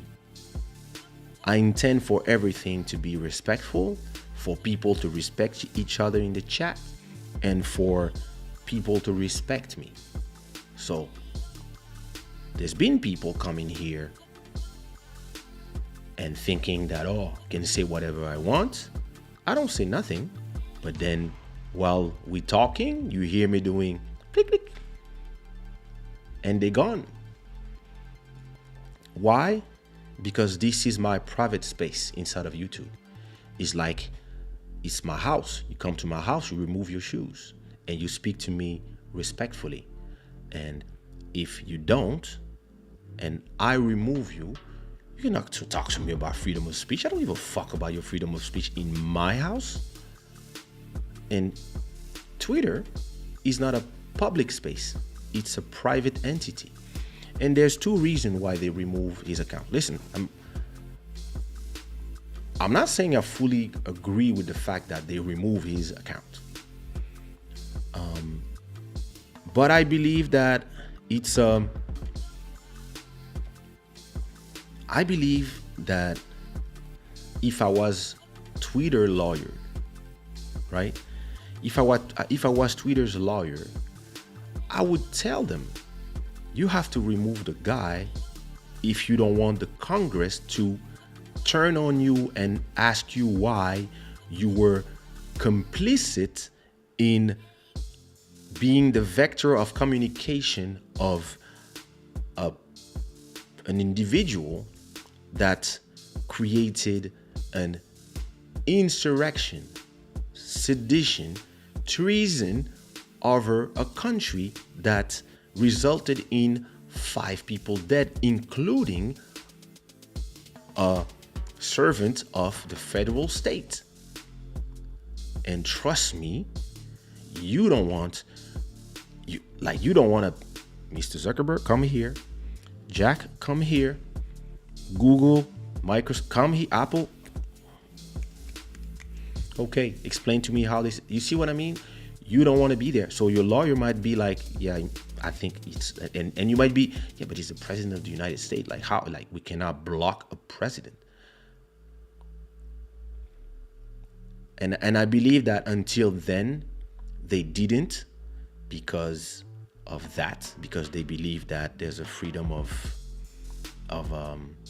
like it's a platform. You're not gonna remove any president.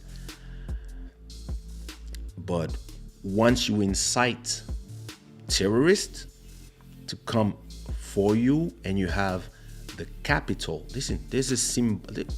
The Americans are not like the Africans. They're not like the French.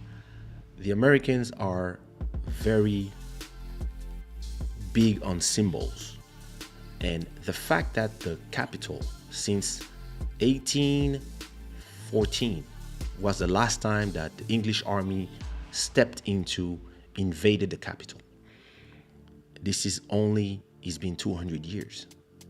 And all these people with Trump flags, they invaded the capital, and some of them were saying, we came here to assassinate the vice president. We came here to assassinate that. Some people had guns, some people had bombs, and for the Americans, this is that step too far. Strangely, everybody accepted all the things he was saying because, people were not maybe seeing the danger, or people were thinking that, and you are in kind of a hard place because you're not going to silence a president if you are a platform like Twitter or Google.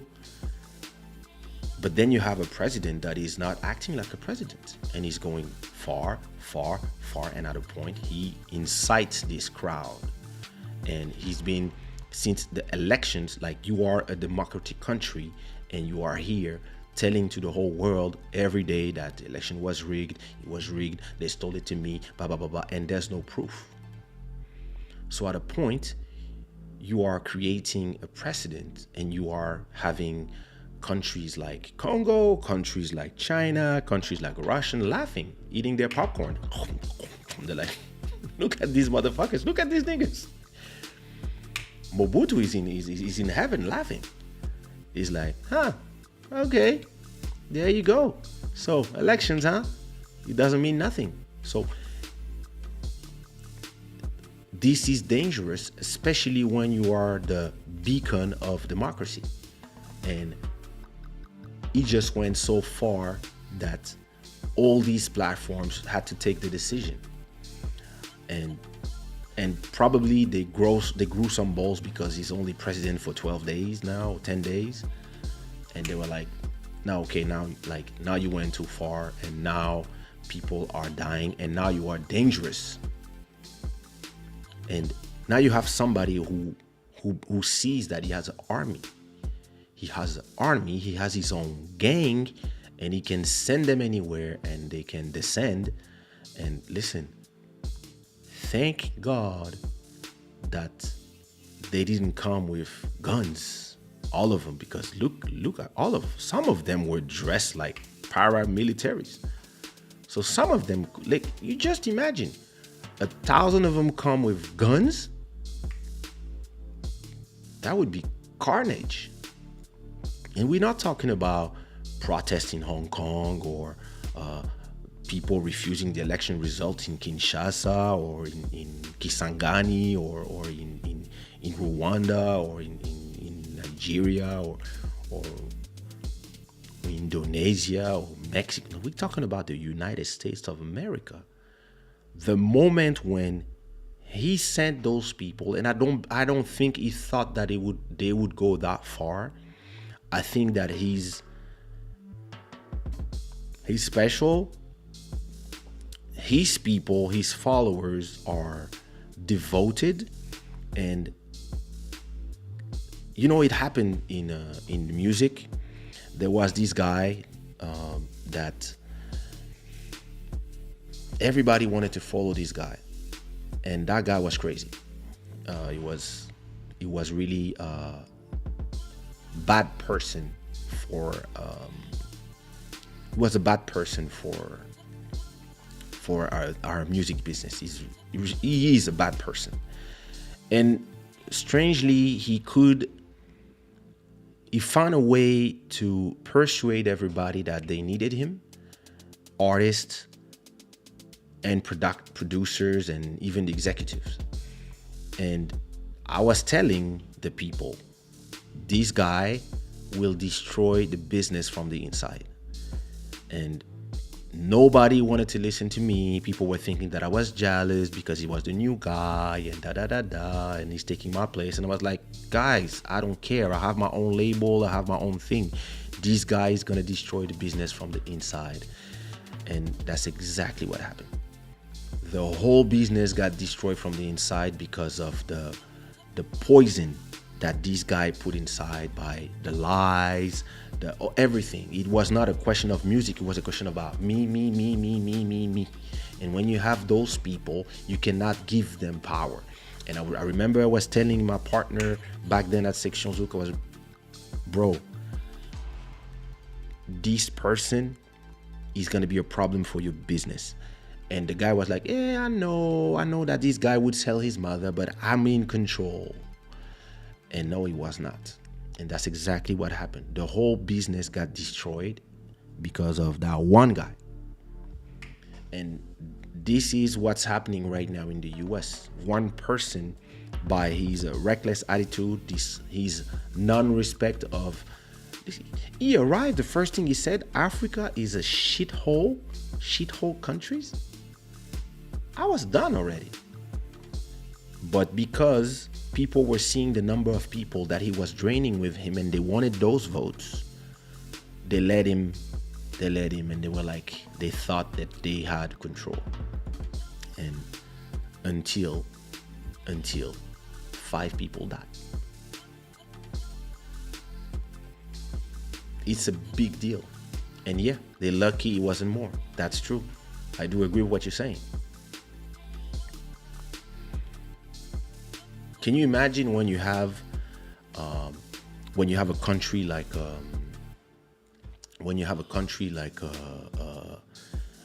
Turkey that sends a message of, democracy should be respected and elections should be respected. We asking all the Turkish citizens who are in the US to go to their embassy and to be careful. Yo, this is what the kind of message that you receive from the French embassy in Congo before or after elections. And this happens in the United States of America? Yo. Exactly. Listen, we can send them the the Force Armée RDC to help them out if they want to, protect democracy. It's unbelievable. You know that the Pentagon and the White House are just around the corner from the Capitol. There's no way you can just walk in those buildings without permission. The thing is, I believe that the Capitol Police, from what I heard, the Capitol Police send distress messages. First of all, they were not prepared, but then they said, send the National Guard. But to send the National Guard, you need the order from the White House. And Trump was just watching, happy, seeing his name on all these flags, not thinking of how this could turn left. And that's exactly what happened. Because when it was Black Lives Matters, you had the National Guard everywhere. You could not. And those were most of them peaceful. And look, rubber bullets, etc. Here you have all these people. They're like, oh shit, what do we do? It's our people. That's crazy. Oh yeah, listen. The investigation will really reveal a lot of crazy stuff. First of all these idiots who are doing a crime and they're like this. I'm here. Hey. All of them FBI. Like they're all gonna get like taken one by one. All of them. Trust me. Yes, hello, Facebook. Yes, Mark. Yes, we need all the information from these people, that person, these people. Yeah, facial recognition. We want to know where they live, what they like, what is their favorite restaurant, this and that. Yes, hello, Apple. Yep, we want this, that. Whoever, we has Twitter. Yes. We want all the messages from all these people. And whoever doesn't comply with what we are asking for is a complicit of treason.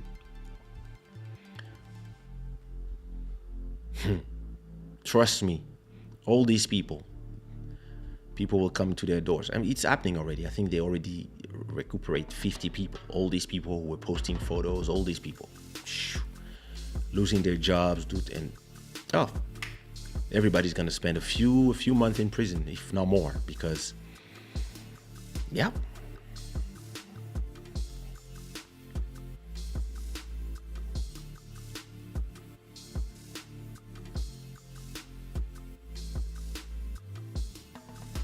Lol. When will we be coming in the United States for a small concert? And when somebody accepts to pay the visa. The US is an absolute joke. Listen, I call it karma.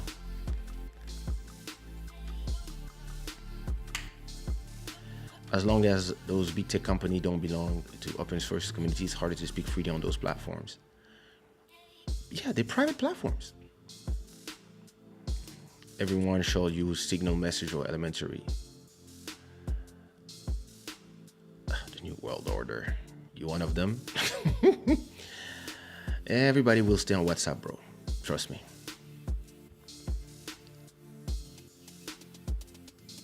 What? Bro, you're rich.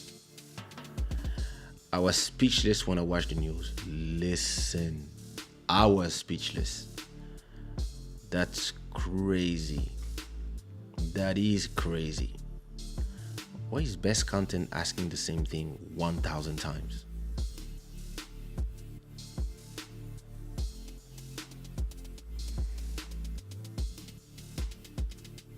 Knowing that the United States is one of the most militarized country in the world and the people know Joe Biden didn't want most of the media promised to assassinate Joe Biden. That's an opinion. But some of them, yeah, they are crazy. The Matrix is crumbling. Indeed. I'll pay your ticket to come here. I live in California. Thank you so much. But then you need to ask for a work permit and everything else. But yeah, send an email. But yeah, listen, what's happening in the US is crazy. You have to check this email that I just received. Look, if you receive an email like this, we removed your content from your Facebook page. The first thing you do, you check where is this email coming from. And look, it's coming from recruiting.applytojob.com, etc. This is what you call a scam. This is phishing. If you click something here, it will take you to some strange place and then you fucked. I'm keeping it because I have to report it. These people are crazy. Or maybe not.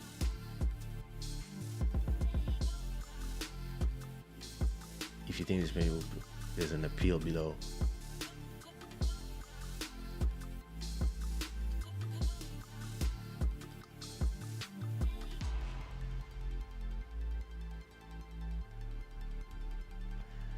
Anyway, yeah, listen, it's crazy. Like, it's crazy that somebody who arrived that far, especially him, like, went yeah, just ended up fucking his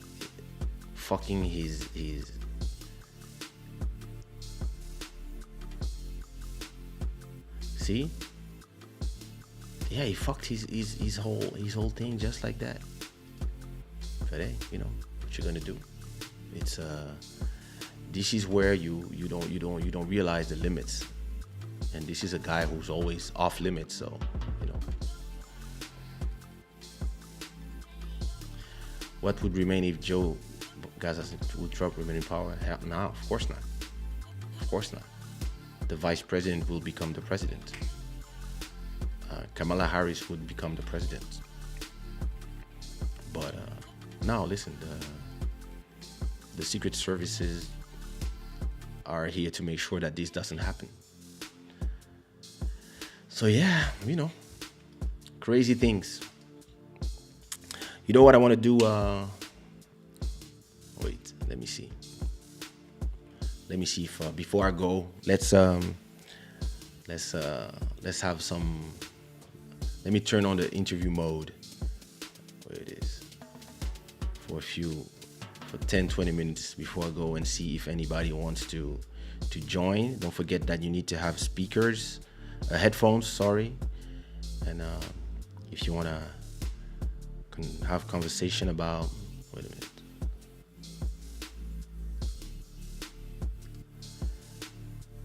If you want to talk a little bit about this, let me see. How do I put it out here?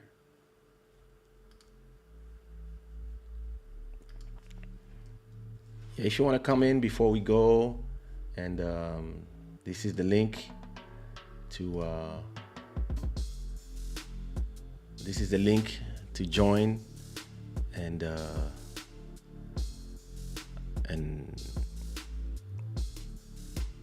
call in and have a little chat about it before I go. It's been 2 episodes that I've been trying to talk a little bit with the Shada gang. So, who wants to come in?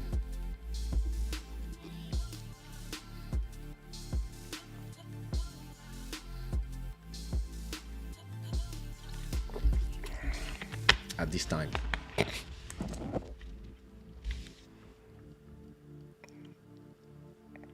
Yeah, the background music, you just type song like this and you can see what is the background music. Mike, you in bed? You don't want to come in?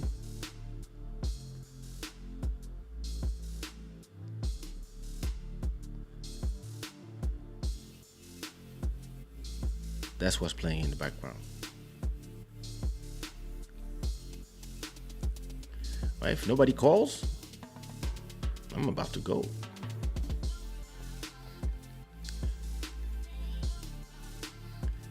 But yeah, you know, that was that, like, all this happening in the US, I just stayed like, duh. Like, you just speechless about when you see that a country like that one is if you know what it feels. Don't forget, if you want to come in, you just click that link and you can come in. But Mike, you're here from bed, so click the link, just come in. But it's but I'll do the next show. I will just do a whole show about where everybody can just come in from the beginning.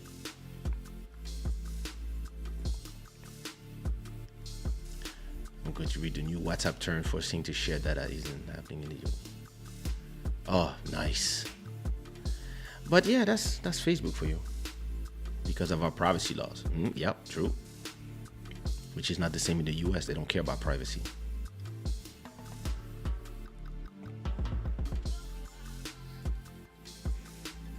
Yeah, so next episode of Club Shada, I will do an episode where we can speak about that. Master Electronic, what crazy thing you want to talk about? I was about to go sleep, bro. Oh wait.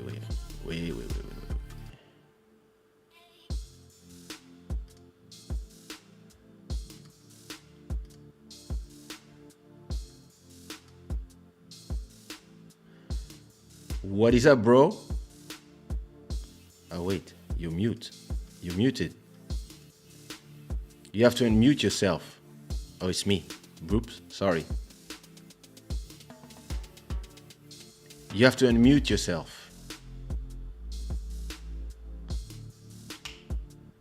You muted yourself somewhere. It says guest has muted themselves, so I cannot hear you. So you're gonna see there's a mute button somewhere.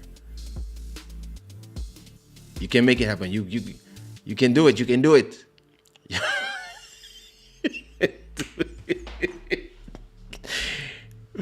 Bro, there's a mute. So check on the microphone. There must be some. You got me now? Yeah, it was those headsets. It's the headset? Yeah. Can you try it now? Yeah, it's working. Oh no, it's the headset. Yeah, your headset has no microphone. When you put your headset, see, you want to go all Wi-Fi headset, have Bluetooth, and this is what happens. This is what happens. So it's better now. Yeah. Oh, it's working now.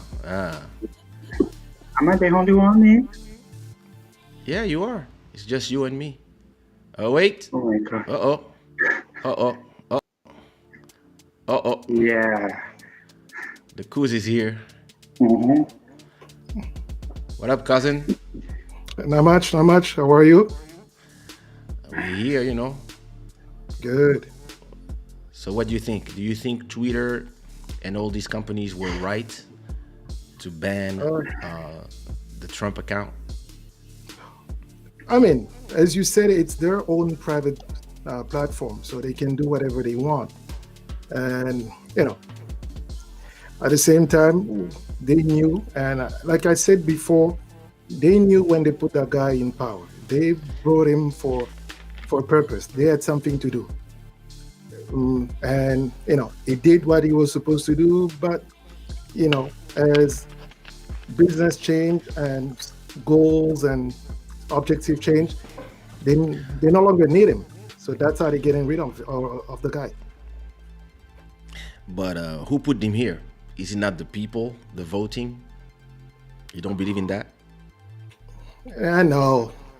I mean, because of where we come from. There's a truth on the least. Listen.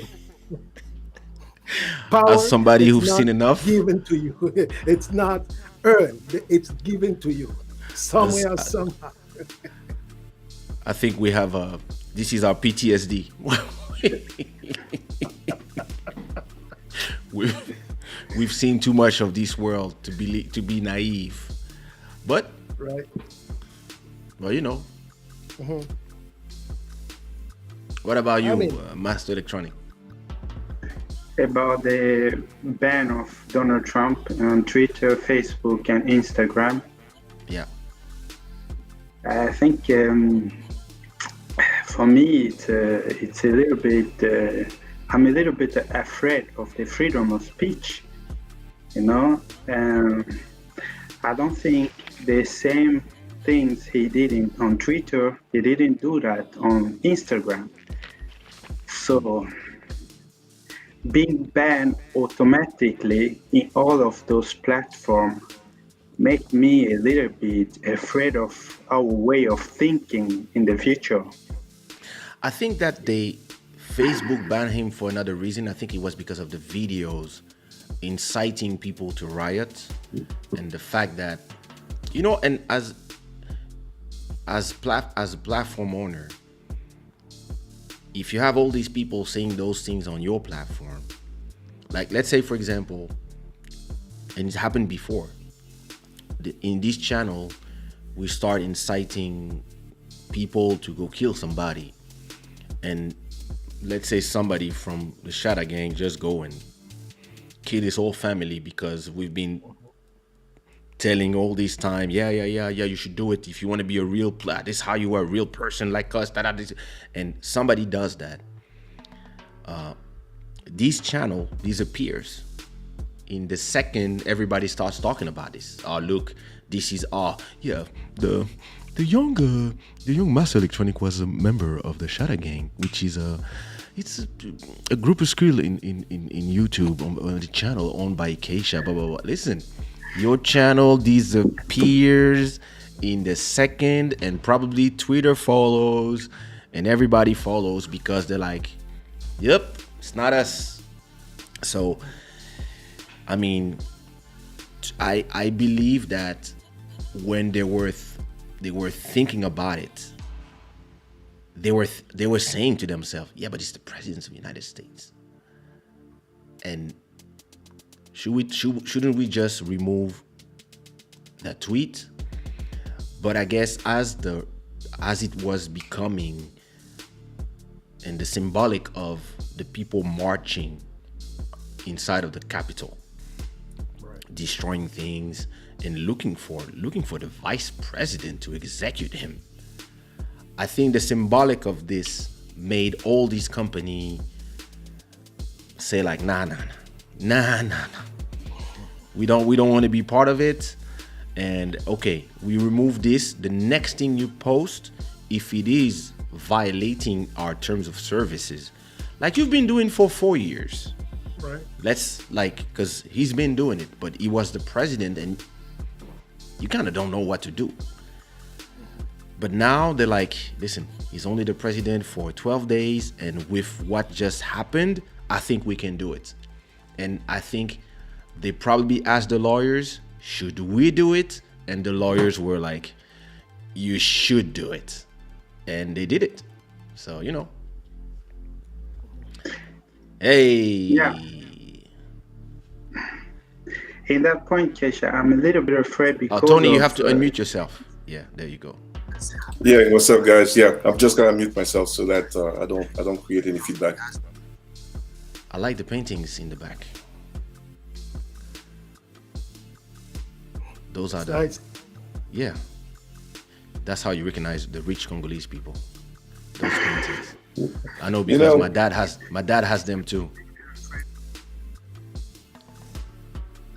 I'm sure there's a Liolo sculpture somewhere as well. Look in the back. More art. I'm joking. Yeah. So who was talking about? Yeah, but it was me. Yeah.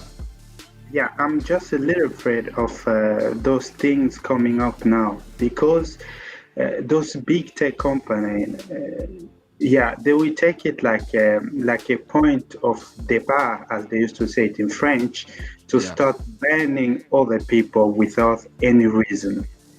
Like now we are talking, they took down the other platform Trump wasn't ever using. The platform name is Parler.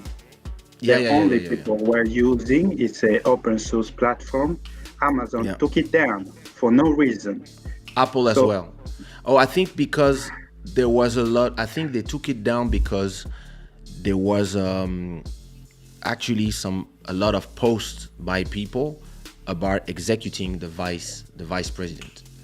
That's the reason that they used, because all these people, they just said, okay, we're leaving Twitter because you are taking our leader, so we are all going to Parler. Everybody said everybody go to Parler, so all of a sudden it just became a place, and that's the issue that Apple has had for a long time, as the platform owner, as the owner of the App Store, or as the owner of YouTube. You are Google. What do you accept on your platform? As No, long- you're right. If you accept like if Ben Laden was alive and he had a YouTube channel and he just came to his channel and told his people, yo, Paris 4 a.m. this street, let's go, and YouTube did nothing, and if when you remove Ben Laden from YouTube or Mokhtar Ben Mokhtar, all these people, when you remove terrorists, everybody think it's normal. Everybody don't say, oh, what about their freedom of speech? When Facebook is used to create the Arab Springs or disrupt a government in Congo, everybody's like, yeah, well done for democracy. But what is strange to most people in the US and in Europe is that, yo, this is happening in America with an American president, but he has incited a riot which became an insurrection, and a policeman and 4 people died because of that. And now, as a platform, if you don't do nothing, people might ask you, so this Which is the side leader are of you? the terrorists. Like, he's the president of the United States, but he's also the guy who told all these people go in the streets. And look, me and Joel, we were born in Congo. We know that. We know these things. I remember the riots in the 90s, where everybody has to run away for 10 years and leave the house, leave the papers, leave everything. Some people were there telling people, yeah, go kill all the rich. And people were just running, thinking, you see what I mean? And so at a point when you are the platform, because you are a private platform, you also risk all the liabilities of being the private platform and having the law can come to you and tell, okay, Mr. Google, how come? And you're gonna have to pay a fine, or maybe you might go to prison because you let those people in your platforms. And it's funny that it is freedom of speech when it's Donald Trump, but when it's Al Qaeda, nobody cares about the freedom of speech. It's just like, oh, let's hang the nigger and just put him in the water, like and like, do you remember how the last thing Saddam Hussein said when they hang him? They hang him in public television, live, and we were all thinking it's normal. He's a bad guy. There is a responsibility, Kaysha, and to all. It's like we forget that technology was invented by people, right?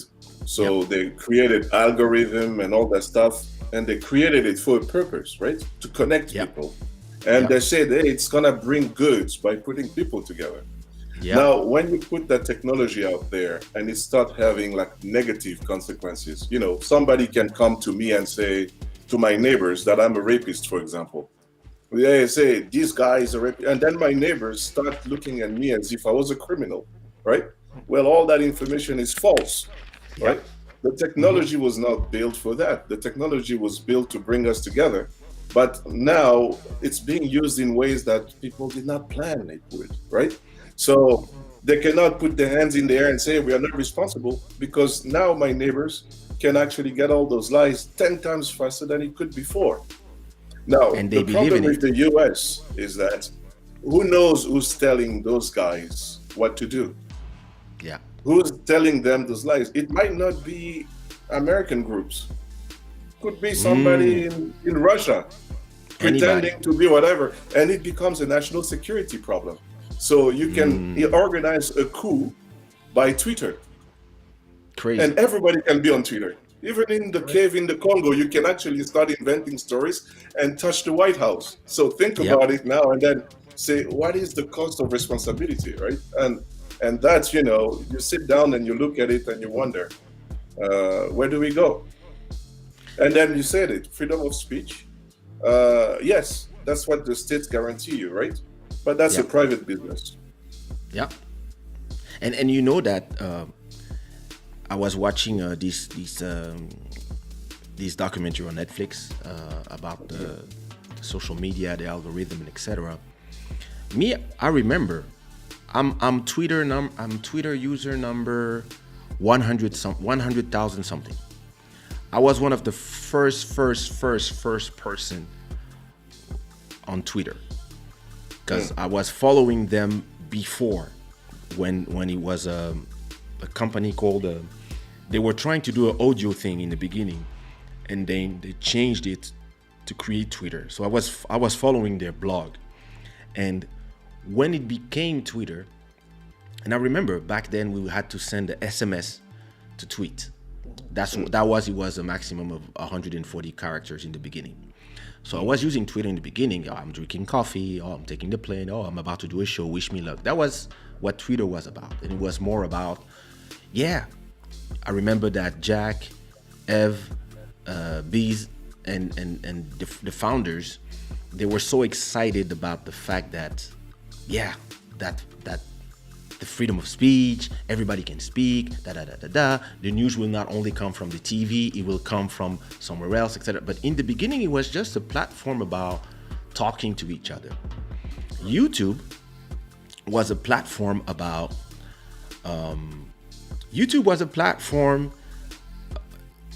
putting videos of your cat, videos of your kids. Like back then, the first YouTube video is a video in a zoo by I forgot his name. His last name is Chan, and who was the creator of YouTube. And before they sell it to Google, it was also a platform where, yeah, you would just put your videos. You could not even have the quality that you have today. You could not do what we are doing today. And I remember I was posting my. I was like me. It's always like business in my head. So I was posting my shows. I was posting vlogs. I was posting my music videos. But then there's a point when there was the earthquake in Haiti. When there was the earthquake in Haiti, the first people to talk about it and to start was Twitter. That's when Twitter changed, and Twitter became a source of information, and all the people on the ground who had no information and all the journalists who had no information would go to Twitter to look for information about things. And then that's when the Twitter start putting the hashtags and the things, and that's when it starts changing. And then we decided one day, or the media decided, the people decided that Twitter now is where the facts are. And if anybody can come, listen, if 1,000 women just, let's say, I was about to say 1,000, but that's not true. I don't have that many exes. But if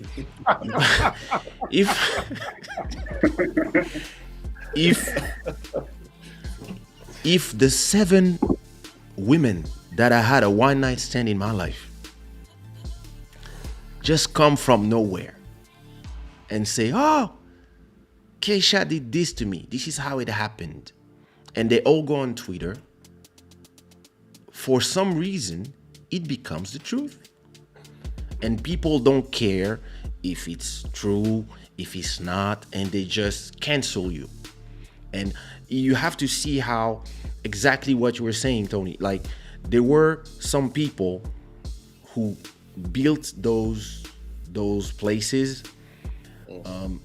not for the money in the beginning. They made a lot of money, of course, but they built it with a vision, maybe a dream of democracy for everybody, a voice for everybody, and it is a voice for everybody. Listen, Dalia wouldn't have a show if it wasn't for this platform.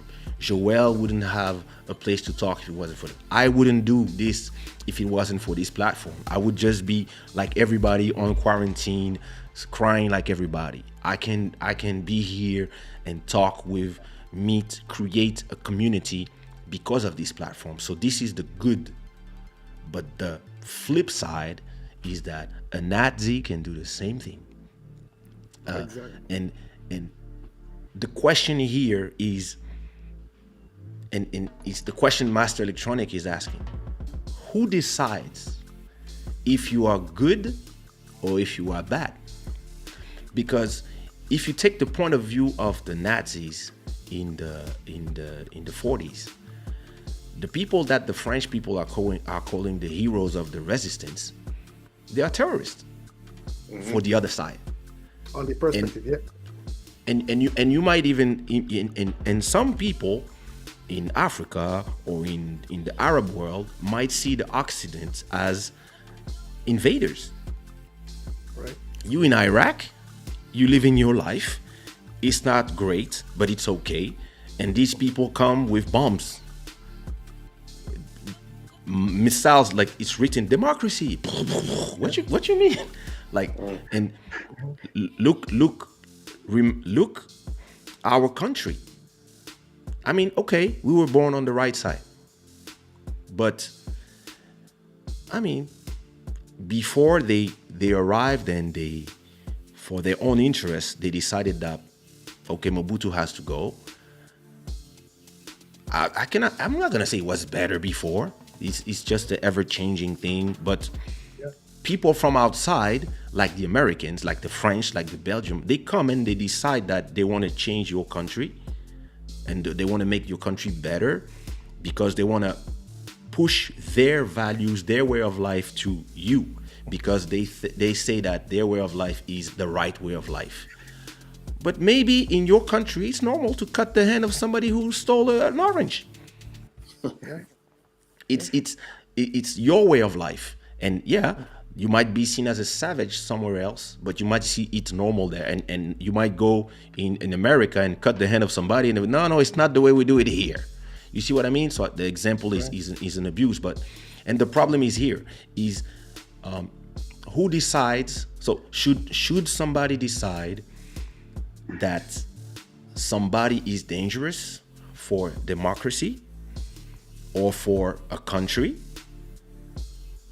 or should just be like, now, freedom of speech, nobody says nothing, let the people resolve everything by itself, the platform has to be free, and then you have people dying inside of the Capitol, like the place of birth of American democracy. The symbol of power. Know. It's a lot of power for one person, and enabled by the places. And at a point, the dream of to me personally, the dream of freedom that these platforms sold to us and that they sold to themselves. I don't think they saw, like you said, Tony, I don't think they foresaw that all the forces of evil could as well come. Listen, how many people believe that the earth was flat before you could create a group on WhatsApp about the earth is flat? How many people could, listen, I can start a Congolese church right now on YouTube and have people and start preaching and start saying, mama, boyete, that you can do all these things today, and you're like, how are these people famous? How are these people finding all these followers? Because of the same platforms. So it is creating as many new benefits as it's creating new problems. It is creating some serious problems. I'd like to say two things. Number one, it's a platform, right? Yeah. And Donald Trump had 80 million followers on Twitter. Yeah.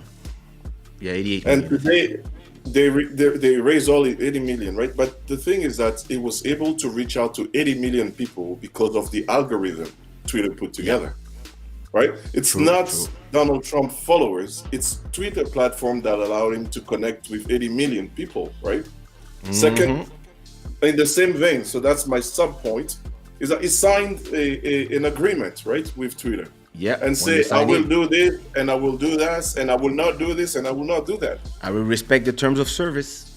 Terms of service. And with Twitter, it's simple. They just press a button, and every million is gone. Yeah. Right? If you don't play by the rules, you're at the door. Make your own stuff. Now, he wanted to join Parlay, and Google said, hey, not on my platform. So the second point is that you should also be careful looking at a platform as a reality. Yeah. Because as a user, if I go to Facebook and put all my pictures over there and think that they will last forever, I might just be waking up one day for a rude awakening. Right? Yeah. It's still a platform, and it's my fault if I think that it's my primary repository for my relationship and my photos and all that stuff. And if today Facebook decide to ban me, I will lose a lot in terms of relationship, friends, and love, photos. But that would be my fault if I did not remember that it's just a platform in which I was invited or allowed to play, right? So that's something that responds to me. Before we join the platform, we also have to remember, hey, this is not something that I control. I will not be able to protect everything that I create there. And that should guide how you invest yourself in that platform. So they can they can ban you from owning an Apple phone, right? Terms of references, you could probably, if you identified as a bad player, you could be banned, if that's doable. And all the apps that you rely on Apple, you might not be able to get access to it being you, right? But you're not an extension of Apple. You have decided to invest yourself within that ecosystem. Yeah. And that's something we should not forget. They don't make the world unless we let them do that, right? So if we put all our reality on Twitter, we put all our reality on Instagram, then yes, you become almost a slave of the system, right? But But that's exactly what's happening. It's exactly what's happening to a lot of. I think the difference is age. I'm 46, almost 47. I've lived half of my life without a phone in my pocket. I know what it is to be bored out of existence. I know what it is to be in Kinshasa with nothing to do and the electricity goes out. And now you're waiting for the group to do, and I know what it is. And I know what it is to send a letter to your girlfriend who's in Paris or somewhere else, and it takes 2 weeks to arrive to her, and it takes another 2 weeks to receive the answer. And so many things can happen between these months. By the time she receives your second answer, she already changed boyfriend, and you don't even know yet. And you hear like,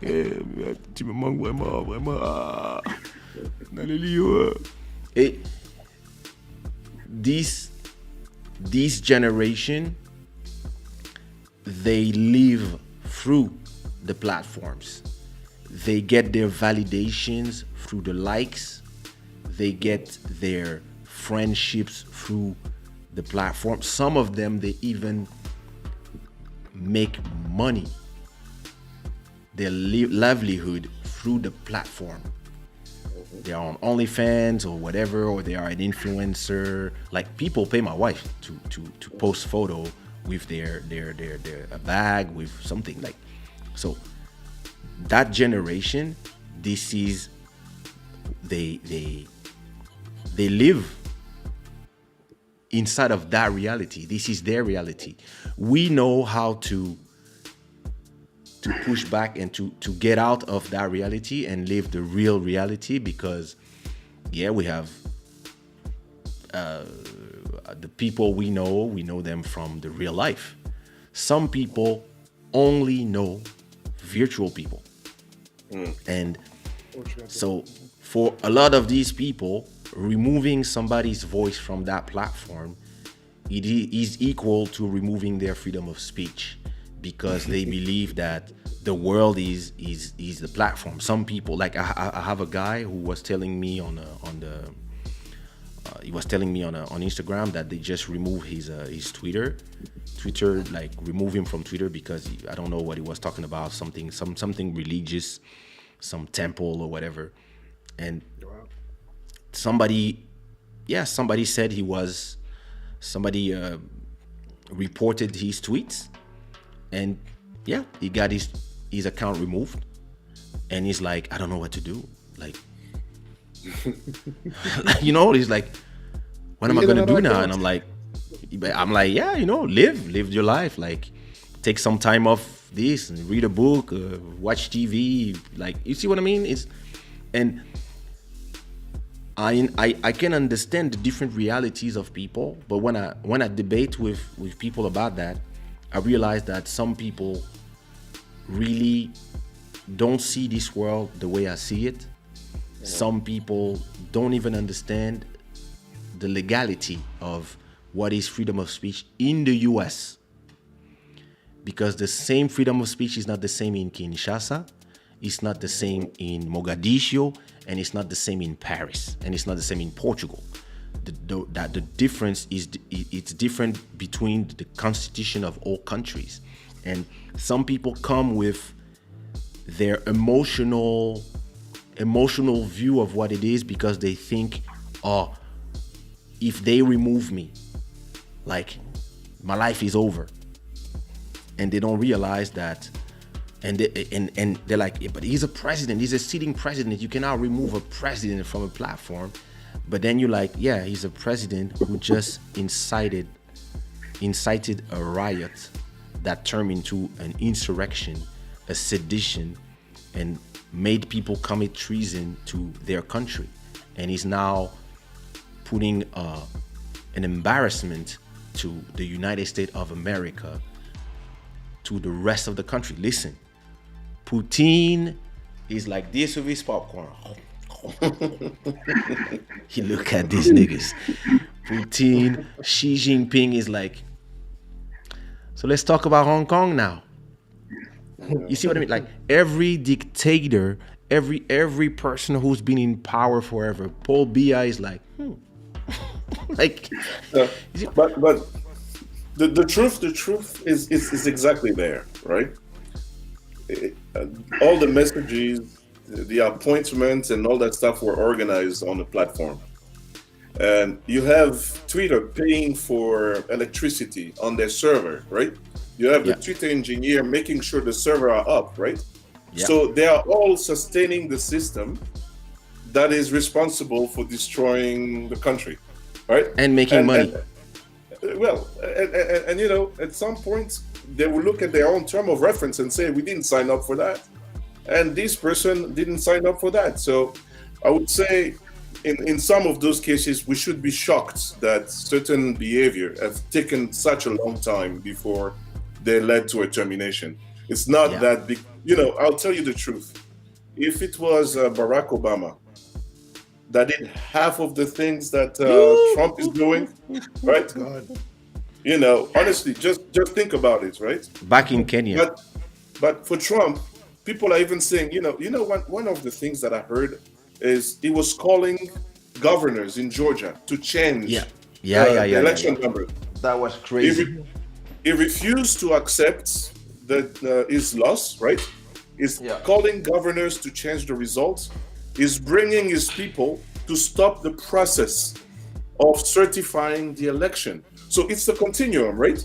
If you look at that, it's been weeks and he says, I didn't lose. And he actually brought people who actually went inside of the House of Congress, and they effectively stopped the process. Yeah. In fact, I heard one of the senators that said that we were very lucky that the staffer thought about taking the boxes in which you had those, because if they had forgotten that guy with the horns would have taken it. Exactly. And at that point, the constitutional process, even if it looks like a tradition, would have been into a crisis that has never been seen. Exactly. And when did those people organize? Twitter, Facebook, and it was streamed live for us to see. So you sit down and you think about it. It's dangerous. A very difficult conversation, huh? And it is dangerous. Like when you think about that, like some people, and I believe that the reason why Trump did the second speech, not the first, like listen. The first speech. Go home. We love you. You are very special. Yeah. Actually, was reading from some script, and it didn't sound And then natural. and then after after like the second speech, you can see that somebody wrote it for him. Yeah. You can see that they were like, listen, if you don't say this, you're going to jail. So listen, don't go off script. Read exactly what I wrote. If you don't want you and your children going to jail, you better read this exactly. Yeah, tell your people, tell your little army that they are despicable people, you are not a true American, you deserve to go to, etc., etc. Because trust me, if you don't say this, I don't know how I'm gonna prevent them from coming for you soon as you're not a president. You're not gonna be able to pardon yourself. You're not gonna be able to do like Nixon and resign 2 days before and ask Pence to pardon you because you sent your people where Pence was inside and Pence is pissed. So read this because now you are really on the verge of being going to prison. So it is. I got a question for you, Kaysha. Imagine, or to anyone, imagine that instead of having 300 million people, the US had 1 billion people, like in China. Right? With the same rule of freedom, do you think China would be able to resist or to sustain itself if people were just as free? With the same number of people that they have in China. Imagine we had 1 billion people here, right? You now realize that sometimes the system that they sell us to, the system that we have to live into, right, is tailored according to one given culture, right? When you go into a different country and you deal with different realities, on paper we might just say, hey, you guys have to do the same thing the same way. The truth is that if China is not able to maintain peace for 1 billion people, nobody would be able to sustain anything that would have to be coming out of there, right? And you put now technology where you have one rule for this place and this other place. You start getting situations where we now have to contend with the fact that you don't have anybody that can teach anyone what to do, and this, unfortunately, before it was masked by diplomacy and stuff like that. But right now, because people are going on Twitter, they're exposing their flaws. You have that in France, right? I mean, you guys have a problem. They say that you should not film the police doing anything. That's right? Crazy. No, they're gonna remove that. And then before you know it, the same police were caught beating up somebody because it was being filmed. And what to do, right? It's like everything is being put upside down. What's the right thing to do? What's the wrong thing? And back then, the origin of facts was the main channel, the main national channel. That was what we believe. So when they were telling you, this person is a good guy, or this person is a bad guy, or Earth is like this, or this place is dangerous, or these people are good, these people are bad, you believed it. Yeah. Today, you could not do a Vietnam today because people receive their sources from so many places. And to me, the worst, I've said it before in this show, the worst part to me is WhatsApp. Because people receive stuff on WhatsApp. You can listen. I can tomorrow put a wig, taint my bird, and say that I'm a scientist and that the vaccine for the virus contains 5G elements, nanotechnologies that will turn your balls into 5G antennas, and and people will just send it like. And today WhatsApp, they see this problem, right? So they turned they changed the system so that you can only send to 5 people, and when something is sent to a lot of people, you can only send it to one person at a time. But some people have all the time in their life while they are in quarantine, and they just like I groups. usually delete them. I delete them as soon as I see forwarded so many times. Delete. I got a friend, when we talk about vaccine and stuff, and we like, okay, are you getting vaccinated? Da, da, da, da, da. His mom is always in the back saying the craziest thing. His mom is saying, nah, don't do it. Da, da, yo, like, this is it's this whole big hoax. Like all this has been invented. It's like, and for me who had the COVID and almost arrived to the end of the road, I don't see it the same way as somebody who's just reading WhatsApp messages and like, I'm able to watch CNN and understand that their view is very left, and I can watch something that is more on the right just to have a different opinion, then watch a debate, and then get also some alternate sources of information, and then make my own decision, and just make my own opinion. When a lot of people, they just inside of the echo chamber of the people that they believe in, and whatever is said there is the truth, and everything else is fake. And I think that Trump started, I'm not gonna say destroy, because I don't like these words that are too, but he started hurting the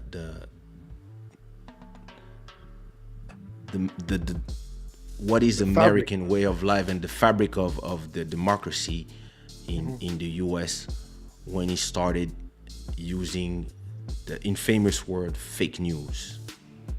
When he arrived with that, he completely destroyed the possibility to have a conversation, because everything you would say that was against what it was fake news. And then you have all the followers who just follow blindly. And at a point, who is responsible for those 5 people who died? Is it them because they are sheep and they just follow suit? Or is it the person who is their shepherd? It's a real question. I don't have the answer. But it becomes a real conversation where you have. I remember when in France we had the yellow vest. Like, when you go to the pages of the leaders of these people, and you realize that a lot of those people were, they had those groups with 8,000 people, but the leaders of those groups were dumb as fuck. And you had like, this is the guys you follow. And when the government in France was like, so what do you want? Nobody knew. Can you send a leader? No, we don't have no leader. There's no leader here. Yeah, but I mean, we need to end this at a point. It's been like, you see what I mean? And listen, if we didn't have COVID, this thing would still be going on. Because those people, at a point, they didn't even remember why they were marching. They were just marching because they were angry, and they were going to groups where they would just, and when you would invite the leaders of these groups to talk, oh, you've been invited on TV. You're a traitor. Oh, you want to be famous now. No, you cannot be better than us. And you're like, yeah, but at a point, like, what, you want all of the 200,000 of you to be talking to the president at the same time? This cannot work. You need order to make a country. At a point, you need to have to appoint your leaders and send these people to talk for you. But at the same time, if one of you wants something and the other wants something that is the contrary of those things, there's an annihilation somewhere. They don't care. And then some of them became extremists. Some of them started talking about violence. Some of them talked about killing the president. Same thing. And this is again what you were talking, Tony. The problem of the echo chamber of the internet is when people start, and you know, I've been famous for 25 years. I have a good education. And this saved me from becoming a crazy person with fame. And maybe because I have the parents that I have and I'm respecting them, and I don't want their name to be put in the mud. I've always tried to behave with the name that I'm carrying. But some people who've never been famous, they've never been in the public sphere as somebody. From one day to another, they become leaders of opinion. They become invited in TV. People are asking them what they want. In the beginning, they are here, the voice of the people. And then the corruption of leadership, of fame, of having people asking you, what are we doing? Can lead you to abuse your position, where you're like, okay, let's march. Okay, we march. After marching, we're like, let's march with rocks. And then what happened in the US almost happened in some of the ministers in Paris with the Gilets jaunes. Was the same thing. Some people were trying to break the doors where one of the ministers was inside, and they were saying, we want your head.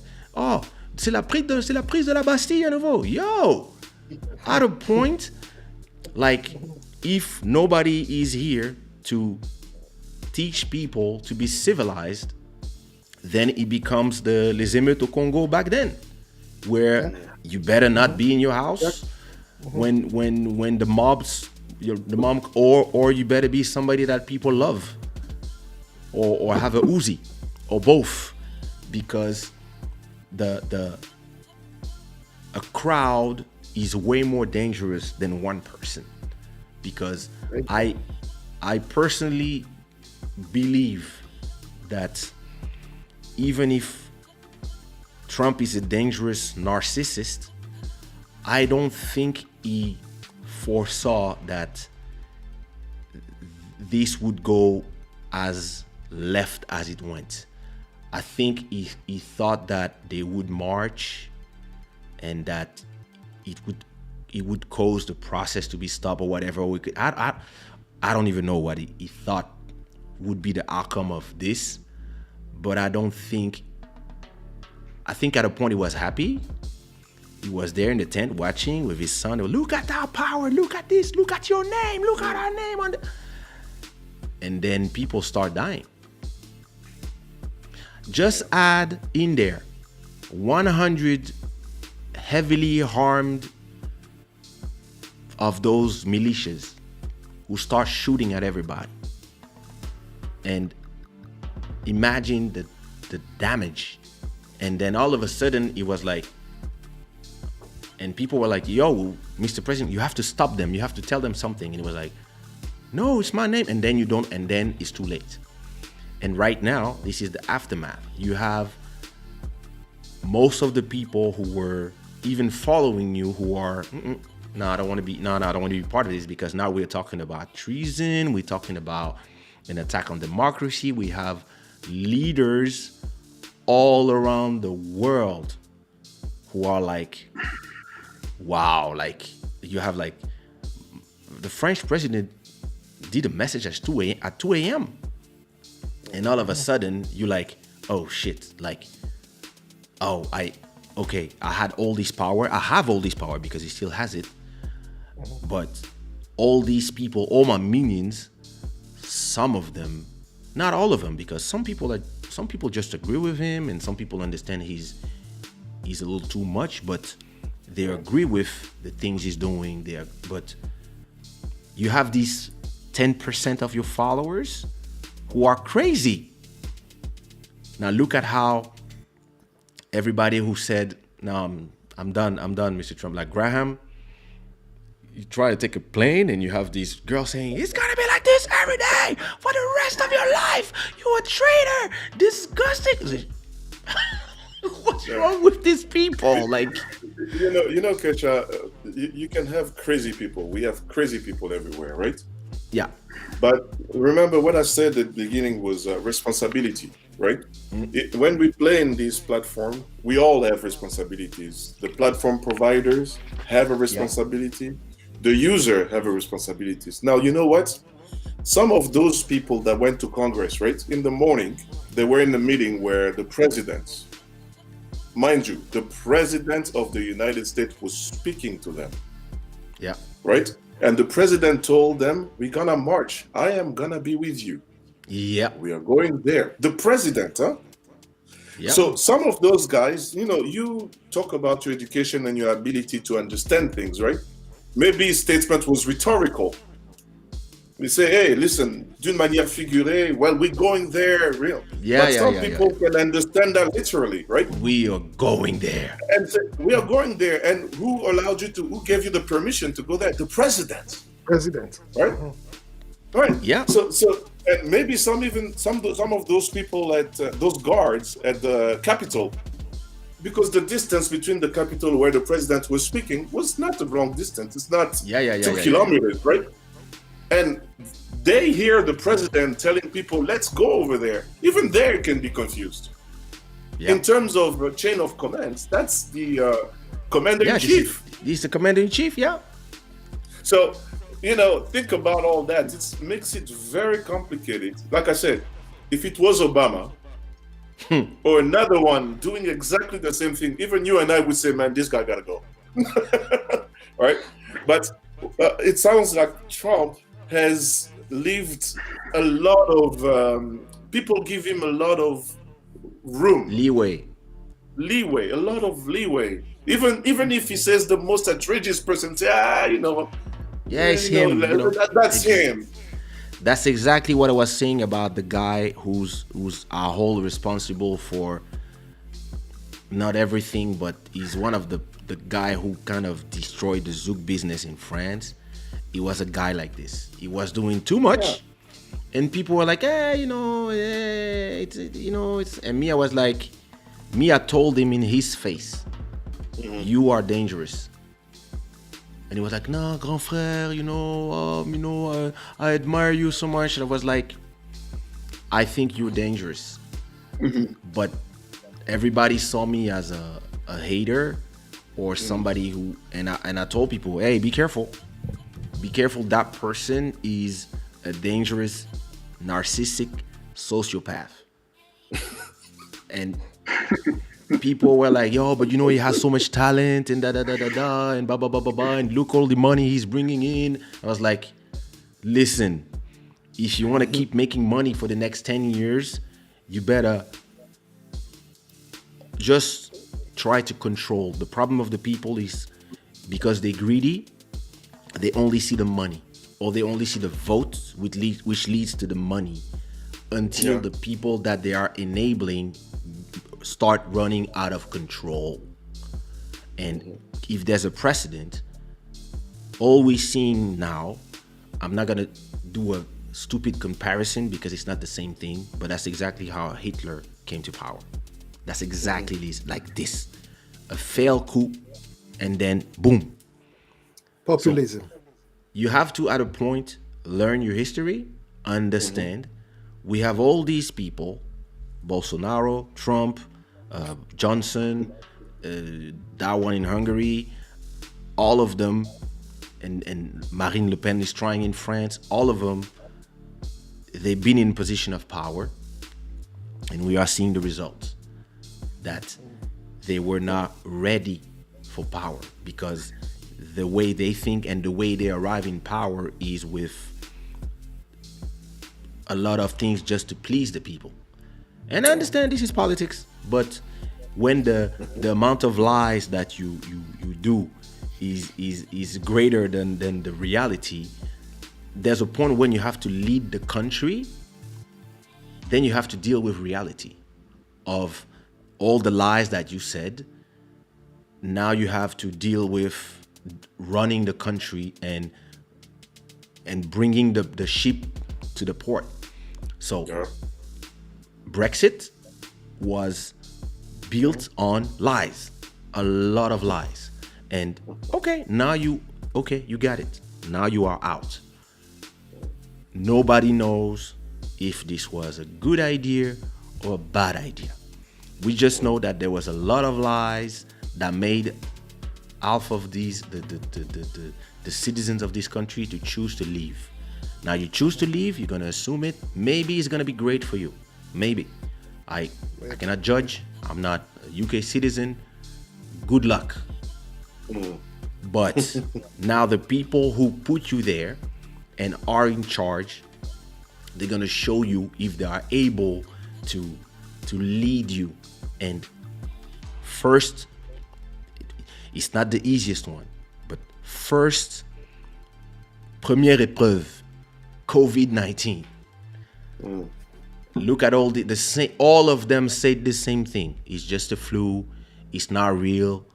And then once Boris Johnson was at the hospital fighting for his life, he came back a little more humble. I was like, oh shit is real. Well, listen, we're gonna have to stay at home, my people. It's and this is what's happening now. Is you have all these people who came to a power by playing different rules, and I'm not saying the rules before were not broken or were not problematic, but when people arrive with that, like, come on, like, look how Trump came to power, insulting everyone, giving nicknames to people that you're supposed to respect, calling people Pocahontas, calling people Sleepy Joe, calling like all these things, telling that Mexicans are rapists, that this, that, and then waking up a monster so that you can ride the monster to power. And last 12 days of your presidency, where if you just said, okay, you win, but 2024, I'm back.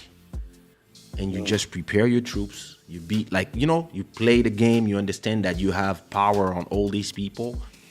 Listen, you good to go. You create your Trump TV. You create your platform. You find a way. You can even sell the telephones on Trump telephones. Like me, I'm a businessman. I can talk to him. I can show him how to do it. Create telephones that on these telephones the application is already there, so nobody can turn them down, and we can talk. Like, you can do all these things, and in 2024 you arrive like a tsunami. Yeah. So talking about business, you mentioned something earlier about the farm. Yeah. So I think Master Electronic and it's a good business. Maybe we can take it offline and see what can be done. The solar farm. Yeah, we'll talk. Solar farm with computer center. Yeah, that's very interesting. Yeah, but I just wanted to talk about this Trump situation and the freedom of the internet and where we are going. So for now, as species, I think we become already a cyborg, a mini cyborg. Yeah. That means we cannot live without our phone and our computer. So those stuffs becomes a part of us, an extension of ourselves. So the way they are going now with all those big tech companies of transforming their ideology they had in the beginning and what they are doing now, it's very, very risky. It's a little bit dictatorship. It's like you don't have to think like that. If you think like that, you are out. But if we go back in the beginning of the creation of the internet, the goal was the internet shall be freely. And self Google, they are using Linux, the platform Linux, the source code Linux is a free open source of creating so people can innovate and become big. So I think the way we are going, it's very dangerous for ourselves as species and as human beings. So who know the real what happened that it was a plot from the CIA, because the Capitol is the most secure building in the world also. How does it happen those people can only access it so easily? There's a lot of truth. There's a lot of truth to what you're saying, but and listen, I've seen firsthand what the CIA can do in other countries. But the thing is this: the problem of what social media created, and a reason why I reduce my consumption of social media, and even when I post, I don't care so much anymore about how many likes and how many comments I have. I just watch, and I took a little bit of distance, emotional distance to the posting, is because the fact that we are all connected, instead of creating more sharing of information, it did, but instead of only creating more sharing of information and more brotherhood and fraternity and exchange and annihilating racism and etc., it actually did the contrary. There's more silos and more canceling, and more people became, we are four people. We are four intelligent people having a conversation about a subject and having different opinions about it and having a conversation about it in a civil manner. But online, you're gonna say something like, you want, for example, to create a destruction on Twitter, just say, I still listen to R. Kelly because I grew up on these songs, and I understand, like, you can see that, and you don't finish your sentence. They all arrive. How can you do that? What about your sister? What about your daughter? What about cancel? And you're like, I understand your point of view, but can you understand? No. And the way the internet was a far west back in the days, where everything was free, the web 1.0. I was there. I started using the internet in the 90s. I remember when a website was 10K, 10 kilobytes. I remember, like, I had Kaysha.com, exists since 96. So, and before that, I already had a website. So I've been on GeoCities, I've been on MySpace, I've been on ICQ, I've been on MSN. I've been in all those platforms watching porn since the beginning of times. So at a point, you realize that instead of creating a world where everybody is in a kind of a brotherhood, like we all thought, us the pioneers, we created a world of chaos and of antagonism, where people, and from the beginning of the internet, you had flame wars I remember on the message boards, where you used to go to exchange opinions. people were already not able to express their opinions without insulting each other. Because I don't know, the fact that you listen, you come to me in the street and you talk to me the way you talk to me on Twitter, here, this is where this arrives and knocks you out. Mbata, ba! And on the internet, because people are far, Yeah. they just forgot to talk with education, or maybe they don't have education. Me, I don't talk to a stranger. I'm not gonna start my conversation with somebody that I don't know by listen, you stupid idiot. Why? Like, why? Because you disagree? And this is where all these platforms, when they become gigantic monsters, because when I started using Twitter, we were 500,000 people. And we were like, there was no at. We were talking to each other in a way, and then the platform evolved because of the way we used it. We started using hashtags, but you could not click on hashtags. We started using at to talk to somebody, and I remember back at those days, Jack, F, they used to follow each of us because it was a small community of people saying, "Yeah, I'm going to get my coffee." And then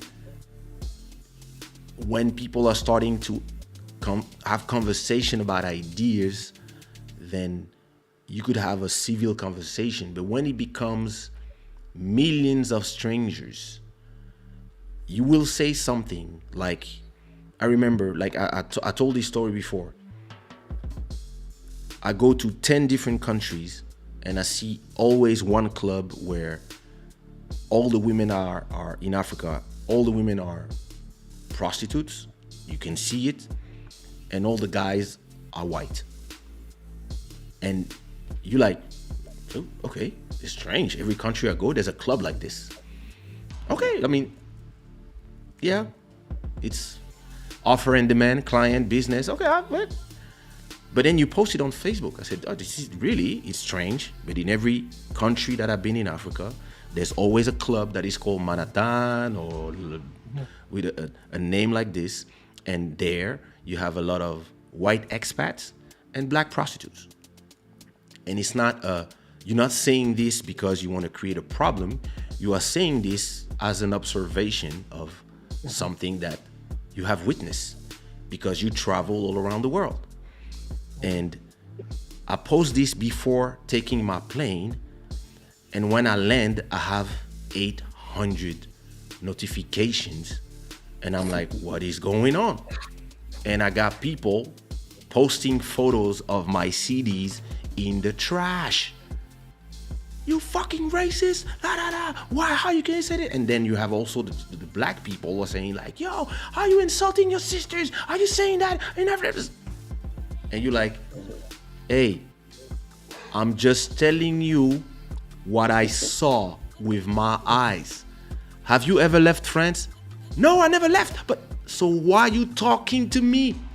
You never left your country and you are here. I'm telling you what I saw. I just took a plane. I just made a tour of 2 months. I went into 15 countries, and in all countries I've been in a club like this.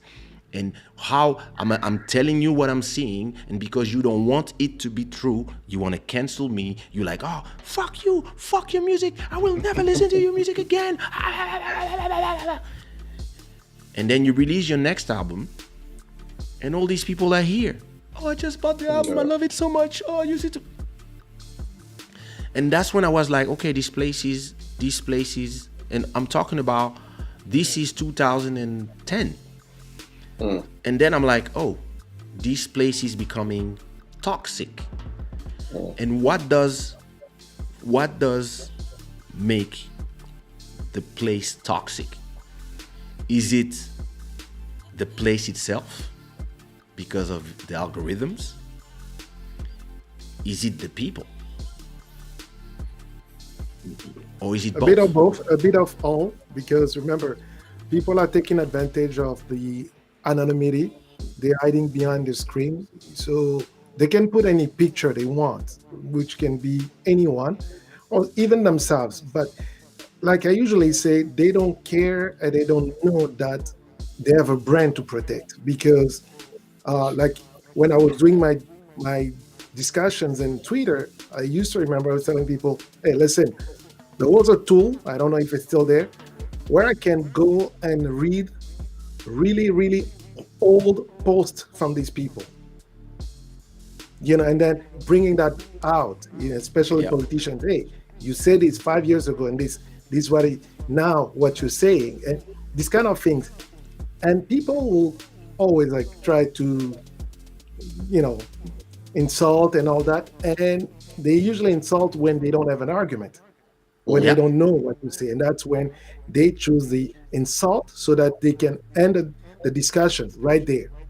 Yeah. But I think now with tools like this, Ecam Live, like even the StreamYard, where people can start showing their face, maybe it may change because then it's more fast, especially it's a live. Because on a Twitter, I mean, it can be your name, but it's one of your people doing your job for you, posting on your behalf. You can Yeah. always say for a public person and say, oh, by the way, it was not me, it was one of my assistants handling my account, and by the way, I fired him. Who would know? Yeah. But You know, now on the live, it's really difficult because it's your face and they know the face. That Tony, okay, that Master Electronic, yeah, so we know the guy. So if he says something, next thing you know what, somebody already taken a screen capture of this, is Oh yeah. publishing it somewhere and In saying, five hey, years, in 5 years, you want to run for president? but, It's like, you remember on but, Club Shada where you were saying that, blah blah blah blah. but just a compliment of what Joel just said, and Kesha, you said it. We're in a place where contents matter, and somebody told me that there is something very deep about creation, right? Because taking something from your brain and then allowing it to take life and have meaning into somebody else's perception is a strength, right? So Yeah. there is power in creation, right? So when you do something, you inject a lot of power. But I'm gonna take the flip side. There is power in destruction too, right? Which is some people cannot create, but they can Yeah. become just as relevant by destroying what has been created, right? Because it's almost as if you take the energy of creating and you appropriating it by destroying, right? So you cannot cancel something that is not good. The biggest success of a canceller is to basically go and take something that has reached a certain height of appreciation so that And you can get the benefit of emptying all that, right? So it's like the yin and the yang, right? Right? it's true that a lot of people, and I was saying, I probably said this 2 weeks ago. I have a friend. She became big by complaining, and then she start having a big following of Afro feminists, and so she was angry about something relevant, and everybody started following her, and everybody was start retweeting, and everybody was like, yo, yeah, you exactly, yeah, tell it, and but then this gives you an adrenaline. You have this dopamine that comes, and the validation from all these people who are retweeting your rightful anger about something that is unjust. Like when somebody comes and say, do you speak African? And you're like, no,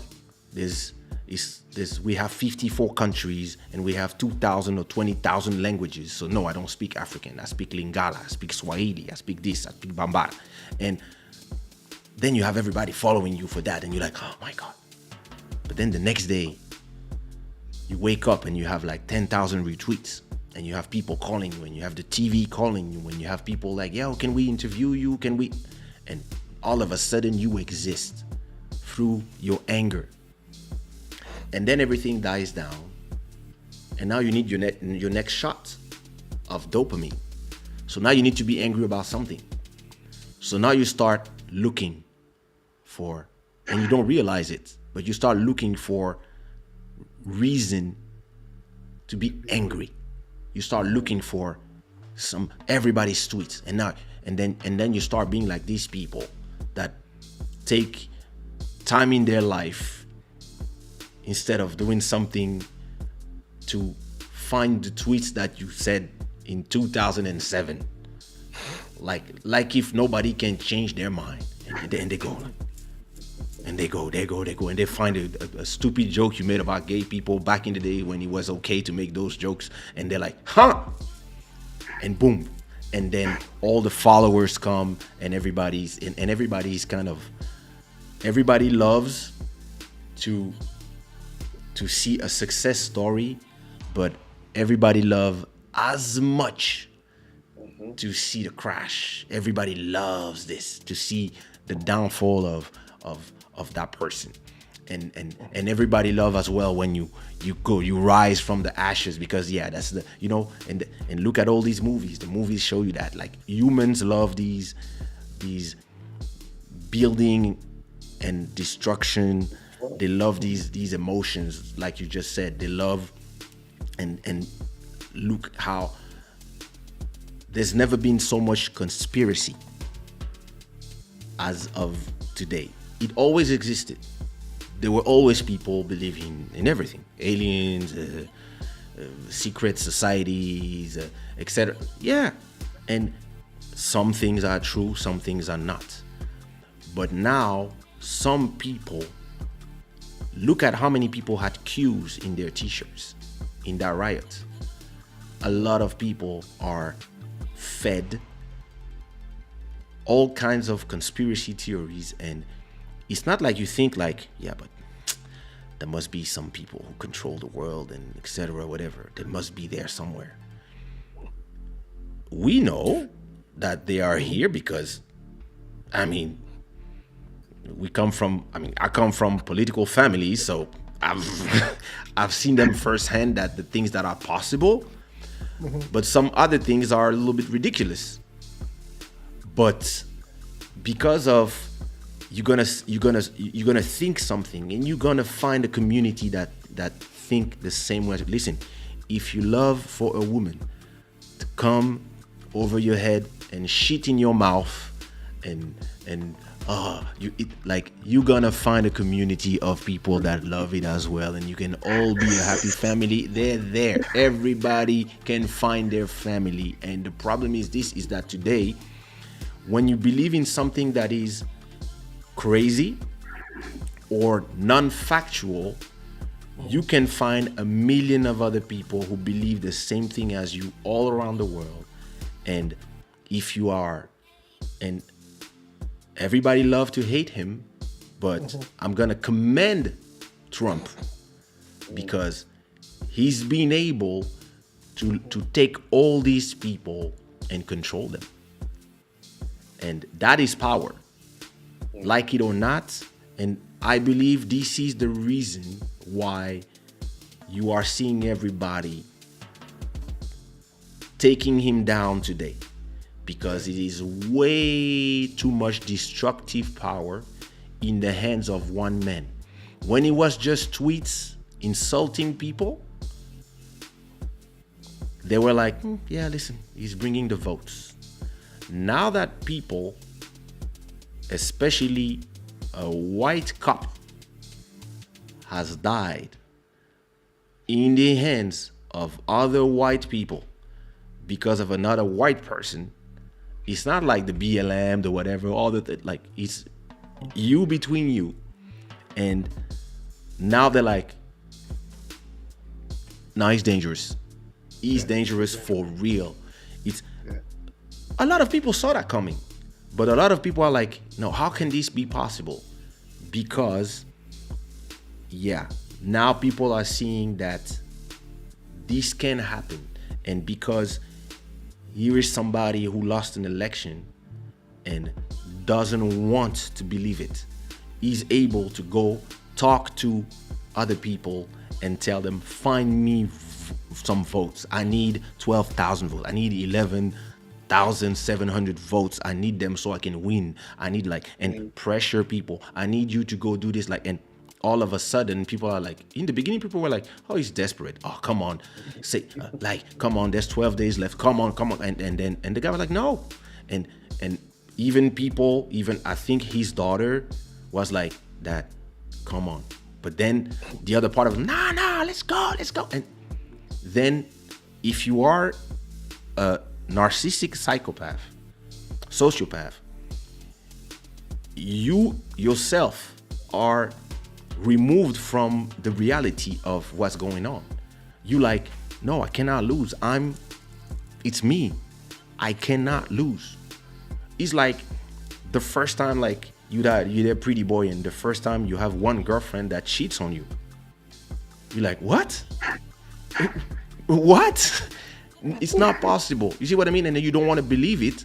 And then now he's a guy who, because he doesn't want to believe in something, pushed a lot of people and had enough enablers helping him push a narrative, so that now there's a bunch of people who believe that is true.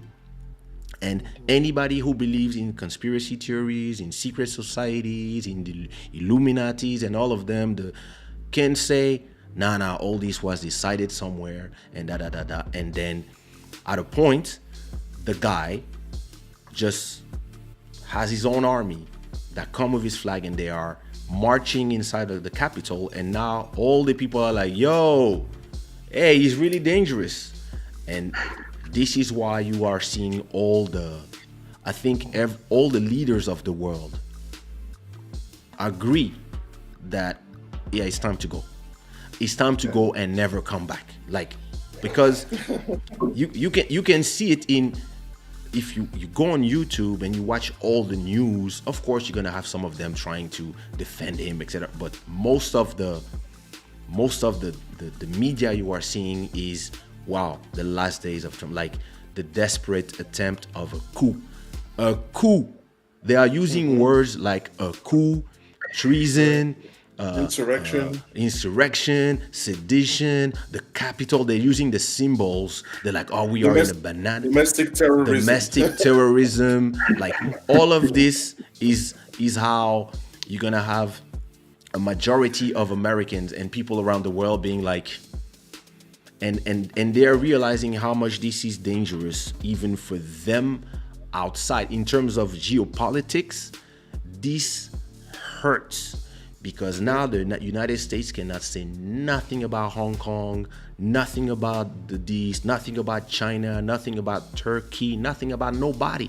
Next time we have an election, like we accept the results of this election. Fuck you, who you? Now that's what people will say in Congo. Like, huh? Sorry? No, don't say that. Don't say it in Congo.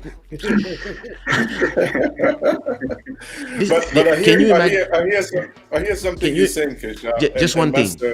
Can you imagine one thing crazy?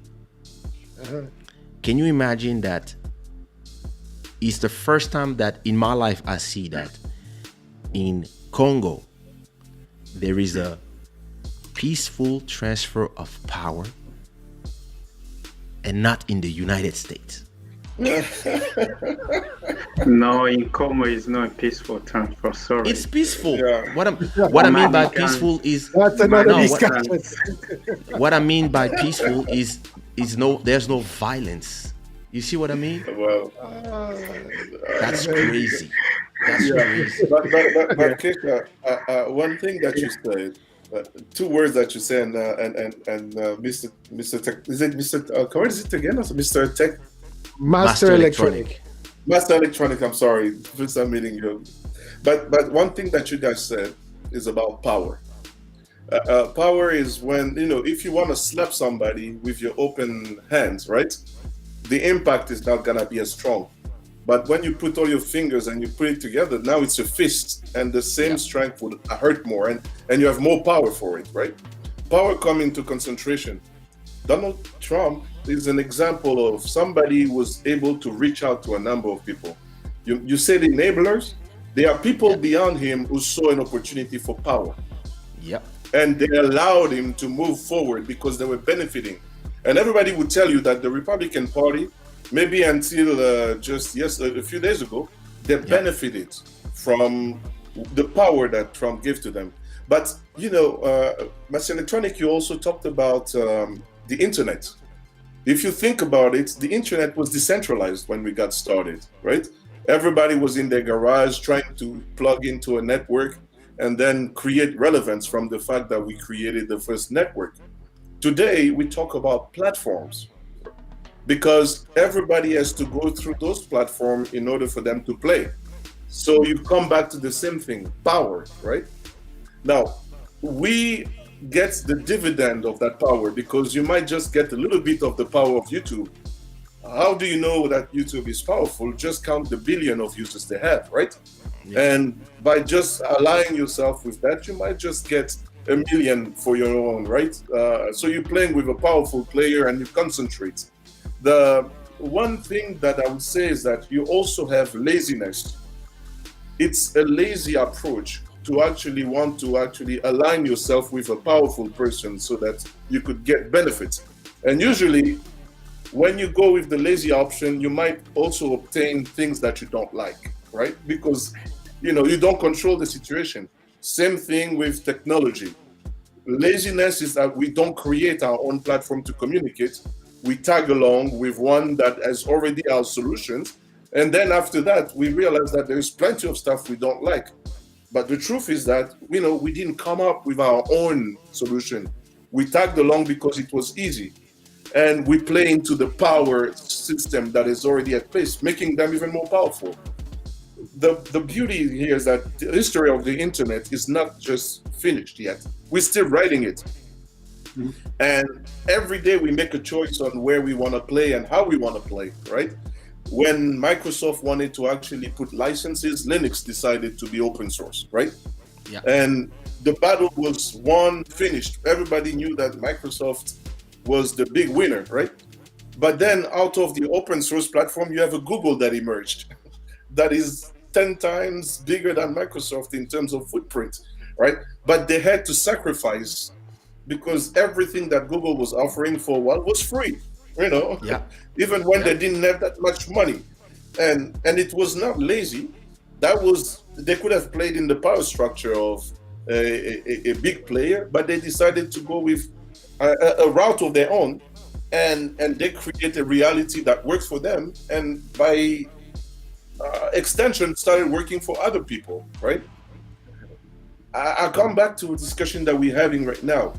We all have choices on how we build platforms where we want our voice to be heard, right? You can create music, Kaysha, or you can decide to play somebody else's music on your show, right? It's all a choice. You produce content, you can build your own platform. We can create our own space where at the beginning we might not have so many people, right? But because we are addressing the need of a specific audience, we start creating and we would not have to rely on being censored by this and that and that. And to me, that's the whole dynamic. Everything that we say, I kind of put it through that frames. Politics or not, you have power. If you want to Donald Trump, I have a lot of Congolese for Trump, for example, in the United States that actually sent me a lot of pamphlets. I don't want to announce my political colors, but then the argument that they were giving is that, it's going to be able to give you opportunity to making investments and all that stuff. They were looking at that as shortcuts to make a benefit or gain but they don't want to do the hard job of creating their own narrative, right? But then now those people find themselves with an image of a person that they sold to me who was sending people in the capital, right? And they didn't imagine, because the power is in his hands, right? And we have a choice to make.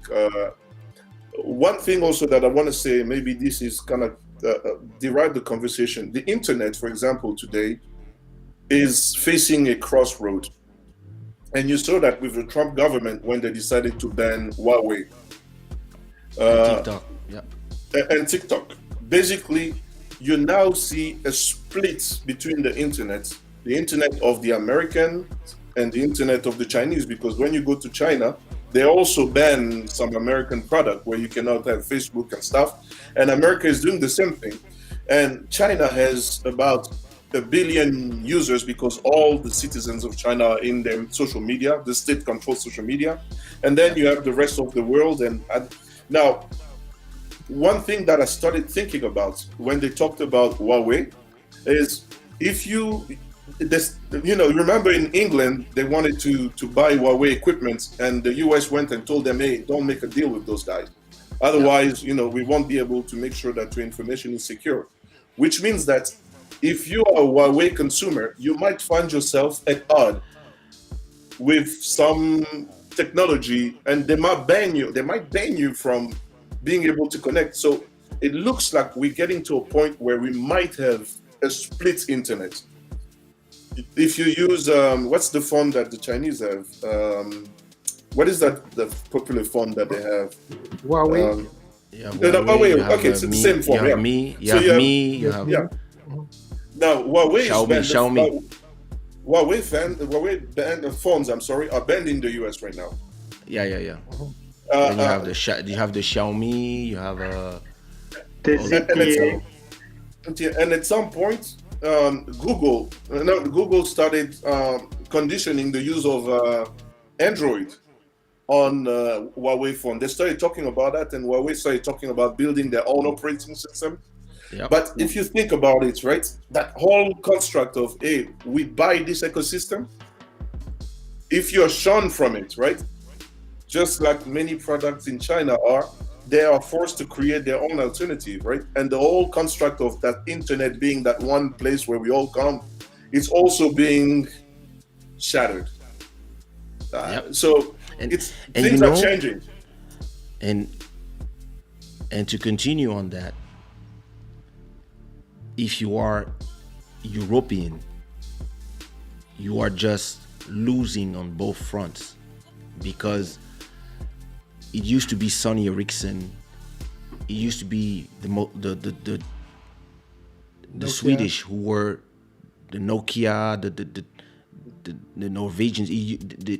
The GSM was invented in Europe, and now the technology has just China is last episode.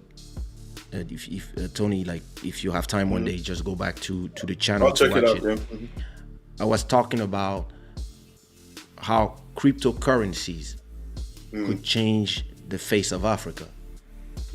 And it's always the same thing. If you don't do it yourself, they will make sure to go there and do it for you. Just the same way as when I talk to Baya from Basics, I always tell him, bro, you need this. If not, you're not gonna. It's not gonna be like, you cannot compete with those people.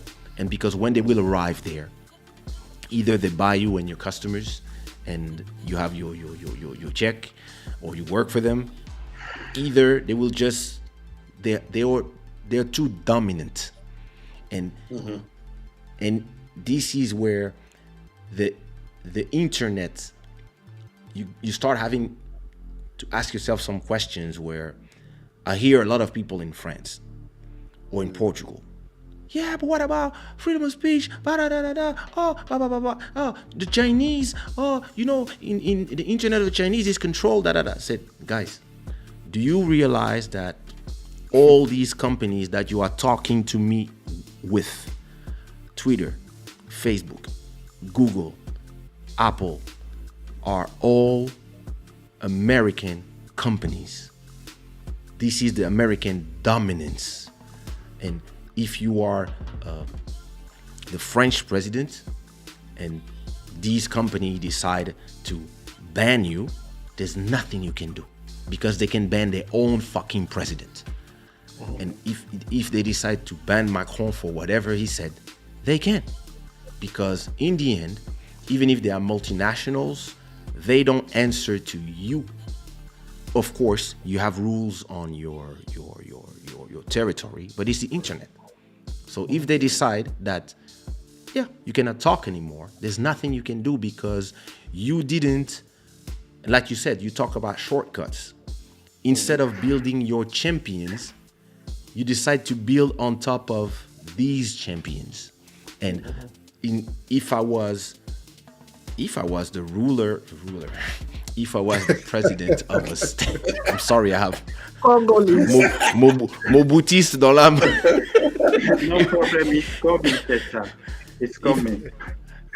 If I was elected serving the people of a country, For sure, very soon, 2024. it's a little early. Give me 8 more years. I You would. remember, Kay, you say that the day you will fulfill 46-year-old, you will leave the music and do politics for the sake of your people. Remember See, that's the problem of people who listen to you for a long time. They remember all the things you say. Give me until 54.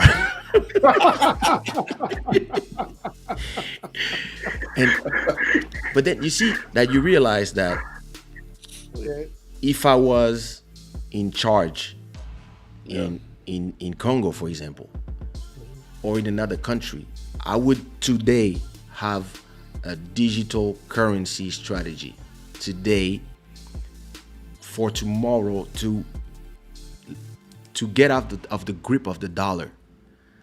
And all that is happening right now is another episode of the end of the dominance of Occident and the US. And China is just coming step by step. Look in Africa, you will see more Chinese than Americans. There's a reason for that. All these things and even the internet, if you want to prevent people from using Chinese technology, you have to be able to prove that it's not just for commercial gain because you are not ready. You have to prove it. And you have to have solutions that are ready for the people to use. Because out there, they already have solutions. When you see how we are all our countries are struggling to control the pandemic, and you see that these countries, their countries, they controlled everybody because they have the information of everybody. Everybody has the QR code. Everybody has WeChat. Everybody don't have the same approach and the same feeling about the privacy because they don't know it different. They know that, there's facial recognition everywhere, all these things. And the result is their pandemic is somewhat controlled. And you cannot just, when people tell you, okay, but what about the way they did it? You cannot just, but look, it's a dictatorship, this, that. Because look, in 4 days, I'm confined again. So there is a real shift in the civilizations and the way all these things is going, and the internet has a big part to play in this, and it's going to be really, really interesting to see in the future.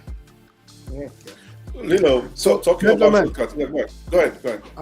I have to drop because I have an early morning appointment. Me too, I have to pee. Yeah.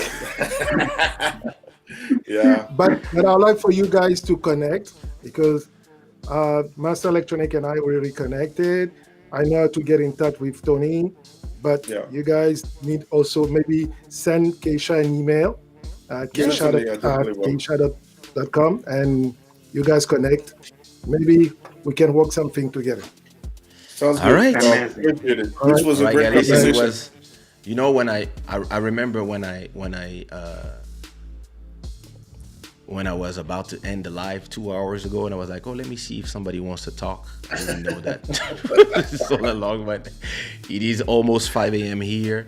I have to take the baby at school tomorrow, but it was amazing. It was great talking to you guys. So thank you so much for your participation.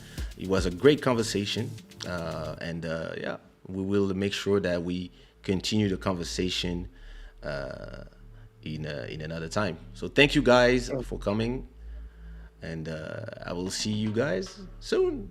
All right. Thanks for the opportunity. My pleasure. So guys, yeah, it's been a great show as always, and I hope everybody, because the chat went silent. I don't know if everybody fell asleep or if everybody was just listening, but leave some hearts and some claps and some appreciation in the chat. As always, the show is brought to you by shadaware.com, and I'm gonna leave you with a song by me and Lil Maro. It's called Pool Party, and I think you know it. So thank you so much for these 4 hours of Club Shada episode number 76, and put some fires in the chat if you liked it. Thanks a lot.